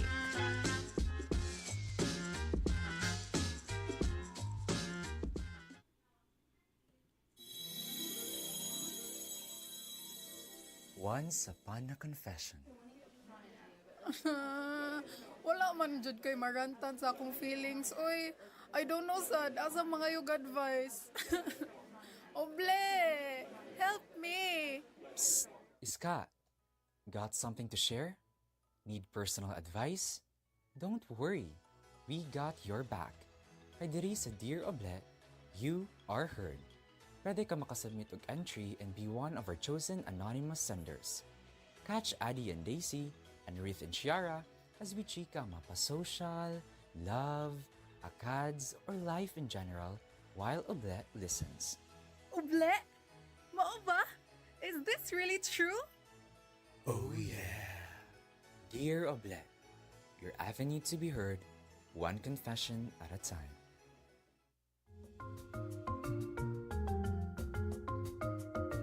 You're now once again tuning into NKKLKL. So yes, our dear viewers and listeners, so another food to review, another place to discover. And that is 10 Dove Street Confectionery. Yes, very exciting kayo ni siya nga cafe. Sure ko nga cafe ni siya, and pero I've never been there. Pero according to our source, this cafe offers homemade and preservative-free cakes, pastries, gelato, and meals. They're best known for their cakes, which you can pre-order for any celebratory moment, or if you just want to satisfy your sweet tooth. And Dove Street Confectionery has over 5 branches in Cebu. Guys, take note, 5 branches na ni. Ikaw na lay kuwang. You can find the Bluebird, their logo in IT Park, Mandawi City, Iscario, and lots more. For the review, let's take a look at the one in IT Park, which is one ride lang from Cebu. From UP rather. Yes, from Lahog. Dali ra kayo, 10 to 15 minutes ride lang jud siya, and makaabot man kaning 10 Dove Street Confectionery. And no worries because they're open from 10 a.m. to 8 p.m. during Mondays and Thursdays, and 10 a.m. to 9 p.m. during Fridays and Sundays. address or location, again, Cebu IT Park. By commute, ride any jeepney that would take you to IT Park such as 17B, 17C, or 17D. By car, navigate with Waze or Google Maps and set your destination to IT Park and walk your way to the cafe. It is located near Ayala Mall Central Block. So, if nakabiyahe na ta, nakasakay na ta, ning abot na ta dito, unsa man ang atong makitaan sa ilahang menu? Yes, so on 10 Love Street, actually, very, very daghan kayo siya og menu nga gi-offer. Daghan kayo og pastries, especially cake as mentioned, because dili lang more than 10 jud ata ni siya nga lamian, kaayo nga mga cake. Naa sila Actually, 20 akong gihap ka. Ay, wow! Yes, 20 gani. 20 flavors, guys. You must try it this, kahit isa lang muna for this month. Yes, one Especially at a my time. birthday. Shout out sa isang na birthday ka ron. Happy birthday sa amin. So, naay mango pandan. Naapot sila sinful chocolate. Very intriguing kayo nilang sinful chocolate nga kanoy na cake. Naapot sila Swiss carrot, fruit festival, banana split, extraordinary carrot. What does it make extraordinary? And then ube makapuno, cheesecake roulette, sugar-free mango, and a lot more to choose from their menu. And if ako ang papipiliin, wala ganahan ko ng brownie chunk cheesecake since I'm chocolate lover. Pero, bakit may pero? Bakit may pero, DJ Precious? Guys, nakakita ko sa price, guys. Murag kanina pinakamahal. Yes, actually, ang ilang prices, no, mag-range siya from 1,450 pesos for a cake. One ang lowest, and then I think the most expensive one is the 2,450, right? Pero I think, DJ Precious, dili ka mag-regret ani kay murag. Sulit ra and worth it. Yes, murag wala makagitihig jud niya sa brownie, no, based on their poster nga murag picture pa lang gani natakam na ko. Yes, i-visit yun ni. Or if tilawan na na to. I-visit yun ni DJ Precious after aning nakaka-local. Maybe, uy, di rin sa after agad-agad. Maybe sa birthday na ako kay doon naman sa Kaya sa mga birthday ni mo diha DJ Precious, basin di i-sponsor taning 10 Dog Street. Who knows? Basin di, I know. Mato ko, guys. Ako ba i-feature ang inyong kuan cafe? Baka naman. Joke lang. But, speaking of my birthday, secret. Sa Okay. duol na siya. May bawal pa sa nakita. Wag na lang. Yes, and then also not only does they offer cake, but they also have a cup of happiness. So from Cup of happiness para sa mga sad. Why not try this one? Para ma-happy ka. also not only those who are, you know, looking for something to make them happy, but also those who really are looking for kaning nag-explore kaning mga coffee. So this 10 Dove Street Confectionery can really offer you variety of choices. So, naa sila hot chocolate, fluffy, matcha latte, milk, and cookie. nasa sila nasa affogato. This is very new to me, right? Kay I'm not really sure what affogato is made of, pero I'm familiar with Java chips and I'm really looking forward to how Java chips from 10 Dove Street is different from other Java chips ganit. I know someone na love kayo niyang affogato, but then ako since wala pa sa ko ka-try, maybe kita mo try ta and then the next time i-review sa natong balik. Yes. Kato imong friend gani nga ganahan og affogato dahil siya sa 10 Dove Street kay basin mo na niyang go-to place. And aside from that, nasa sila yung mga frappes dire like Chippy Choco, mocha, Oreo Sweet Vegan, hazelnut, blended match for only 195 pesos. Yes, ang ilang cup of happiness kay very affordable ra sad, no? Dili lang jud siya sakit pud kayo sa bulsa because it ranges from 115 to is 195 katong ilang fraps. So if ever coffee lover ka, it's something you must try siguro because they are offering you coffees na worth the price. Oo, totoo. Ikaw ba? What type as a person ba? Ikaw, pag umiinom ka ng kape, like, na ba yung specific scenario before ka mo inom? Or like, if naara ka sa mood, umiinom ka largo? Or habit na ni mo na, kadaan daw mo inom jud ko?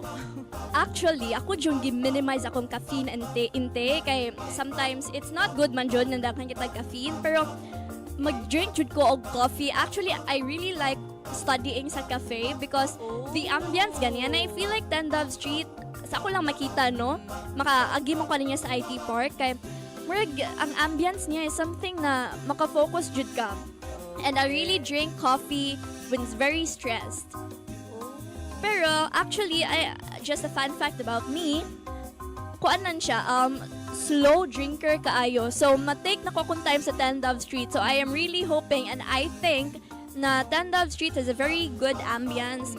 And then coffee niya, parisa na to yung lamian nga cake. Mao. Perfect match. For me, siguro, igon ako sa cake, guys. Kaya I'm not a cake lover, though. Pero mainom ko, pero like, namagoy consequence kung mainom ko, di ko makatog. Yes! As in, sensitive kayo ko sa kape. Anyways, for more info about this cafe, let's read some of the reviews. Ana siya na the interior boasts a captivating aesthetic, just like what you've said. The ice cream was a treat, though it's relatively expensive due to the added service charge, and service size ain't that much. It would be helpful also if the staff could differentiate the premium ice cream options to prevent misconceptions about the pricing. Ooh. Nonetheless, if I find myself back in Cebu and in the mood for ice cream, this place would still be my top choice. Alam mo, recently, medyo na-addict din ako sa ice cream. Kaya mo nag-amot lang. Ano mo sila na stress daw ka pag ice cream lang, kaya mawai mo ka-stress. So, akong gisuwayan. Effective siya, DJ Precious. At some point, kay mo huna-huna na lang di mo na anawan ako stress kaya nakakauna kong ice cream. Dinood. So apparently, according to Casa di Akin, na ay premium ice cream. So naabot ay ice cream dito sa 10 Dove Street. So DJ Precious, unsa pa may giwat nimo, a lot of signs are given na jud. Kuhay sa gamay ang alawan. So ayan sa to ni Jude. Pahinga sa akong wallet. Magikapoy na siya gasto. Yes. Actually, thanks to Casa di Aki, no? Because that was really an honest testimony from them. And another testimony from Bon Eric Sahulga. Ano siya, na coffee is great and so are the iced tea. We tried different drinks. The choice of drink and food is limited. The Parisian or what brand they have needed to evolve just like the other stores. So, naalam di ay put sila iced tea dito. What does their iced tea make it very special gani? Kaya ang ako na man nahibawaan niya iced tea kay normal raman jud nga iced tea sa store. Ano palit sa tindahan? Yes. Pero naadi ay mas laisyo pa nga iced tea and perhaps more affordable as well. And then, Eric Sahulga also rated food for 4, service 5, and atmosphere to 4. Okay, so with all of these testimonials, reviews, menus, what's man ang overall like may na to sa ilahang cafe? Well, for me, exciting kaayo siya to try. And naano ko yung idea, asa ko mupalit og cake if ever namin mga event, not just birthday, but maybe anniversary or something. Yes, it's really something na lami gani kayo siya tan-aon. So, mura kalig mas ma-happy pa yung celebration because your cake is so good. And with that, I think we need to wrap this thing up because we're running out of time. And this is where we conclude our Tuesday Tastes adventure. We hope you've discovered new havens to satisfy your current cravings and keep up with the latest trends. Whether you're looking for somewhere to eat with friends, go on dates, or just keep up with the new spots in the city, remember these places for your next food trip. Right, and all these talks about desserts are making me want to grab something very sweet, DJ Precious. Agree. We should finish this episode so we can satisfy our sweet tooth. Now, that's a wrap on today's episode, so where can our listeners catch more of our exciting content, DJ Christy? Yes, you can catch more of our adventures and explore every nook and cranny of Cebu by tuning in to NKKLKL Crazy Local Finds every week. So don't miss out on our next adventure, and remember to stay curious, stay local, and stay tuned to more of our segments right here on DYUP Sugbo. Until next time, this is DJ Christy. And I'm DJ Precious. Signing off. Stay curious, stay local, and stay tuned to NKKLKL Crazy Local Finds.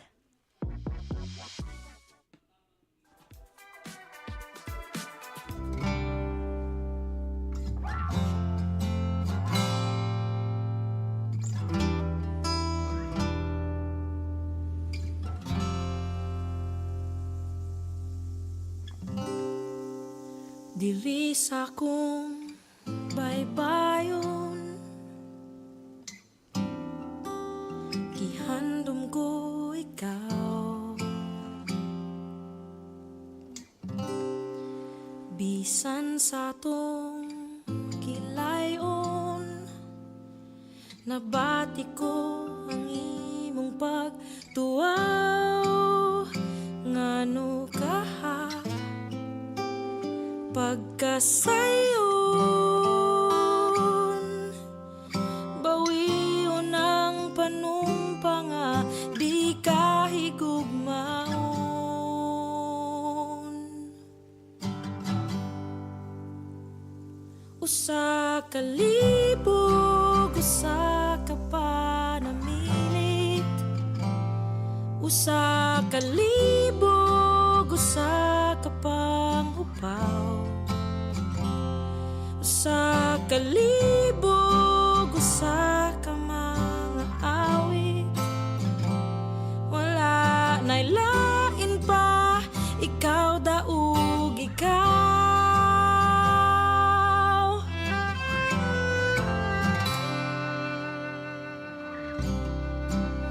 Ako nang gipaanod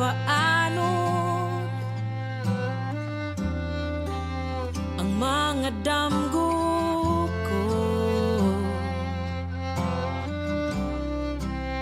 Kitog yan sa panganod, ang mga pangandoy nga nagkalayo. Ano ka pagkalisod, gibuhat ko na ang tanan alang sa gugma mo.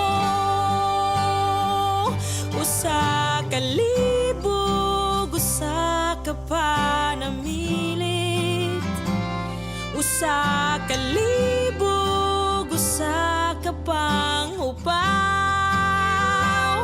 Usa ka libog, usa ka mga awit.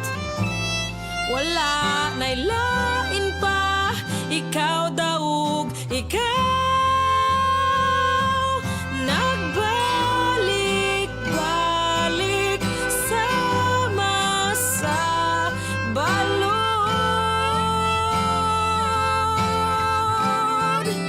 Makabot lang ang imong lapyahan, pangahasan kong lawod nga latason.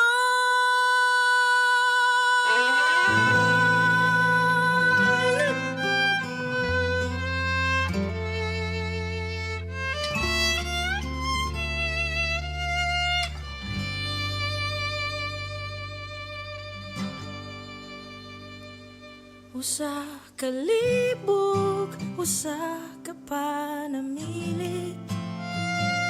Unta makuha ko na yun ang paglagaw.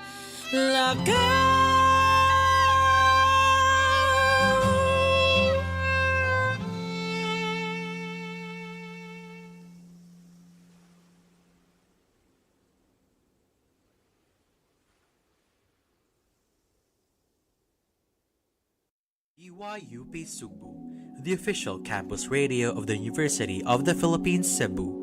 DYUP Sugbo operates 4 hours daily and is streamed online on DYUP Sugbo, our official Facebook page, and on DYUP Sugbo UP Cebu's YouTube channel. Our radio booth is located in the radio room of the College of Communication, Arts and Design's undergraduate building at the University of the Philippines, Cebu, Gorordo Avenue, Lahug, Cebu City.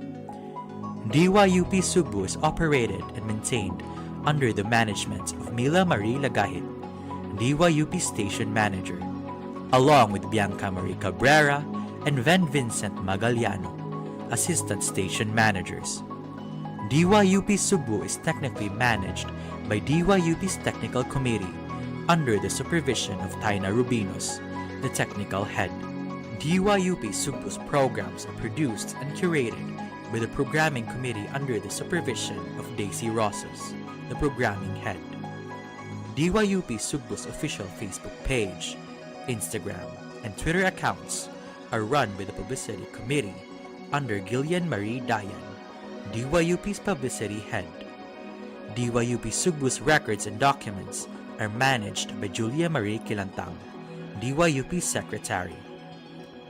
DYUP Sugbo's Executive Committee, Technical Committee, Programming Committee, and Publicity Committee are under the supervision of Sir Maurice J. Villa Esther, DYUP's advisor.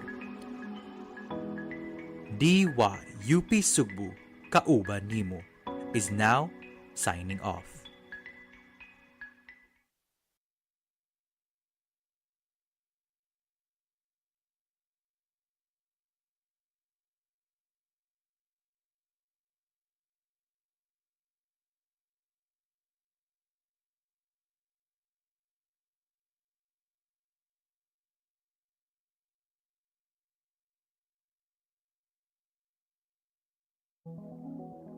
This is DYUP Sugbo, the official campus radio of the University of the Philippines, Cebu. DYUP Sugbo operates 4 hours daily and is streamed online on DYUP Sugbo, our official Facebook page, and on DYUP Sugbo UP Cebu's YouTube channel. Our radio booth is located in the radio room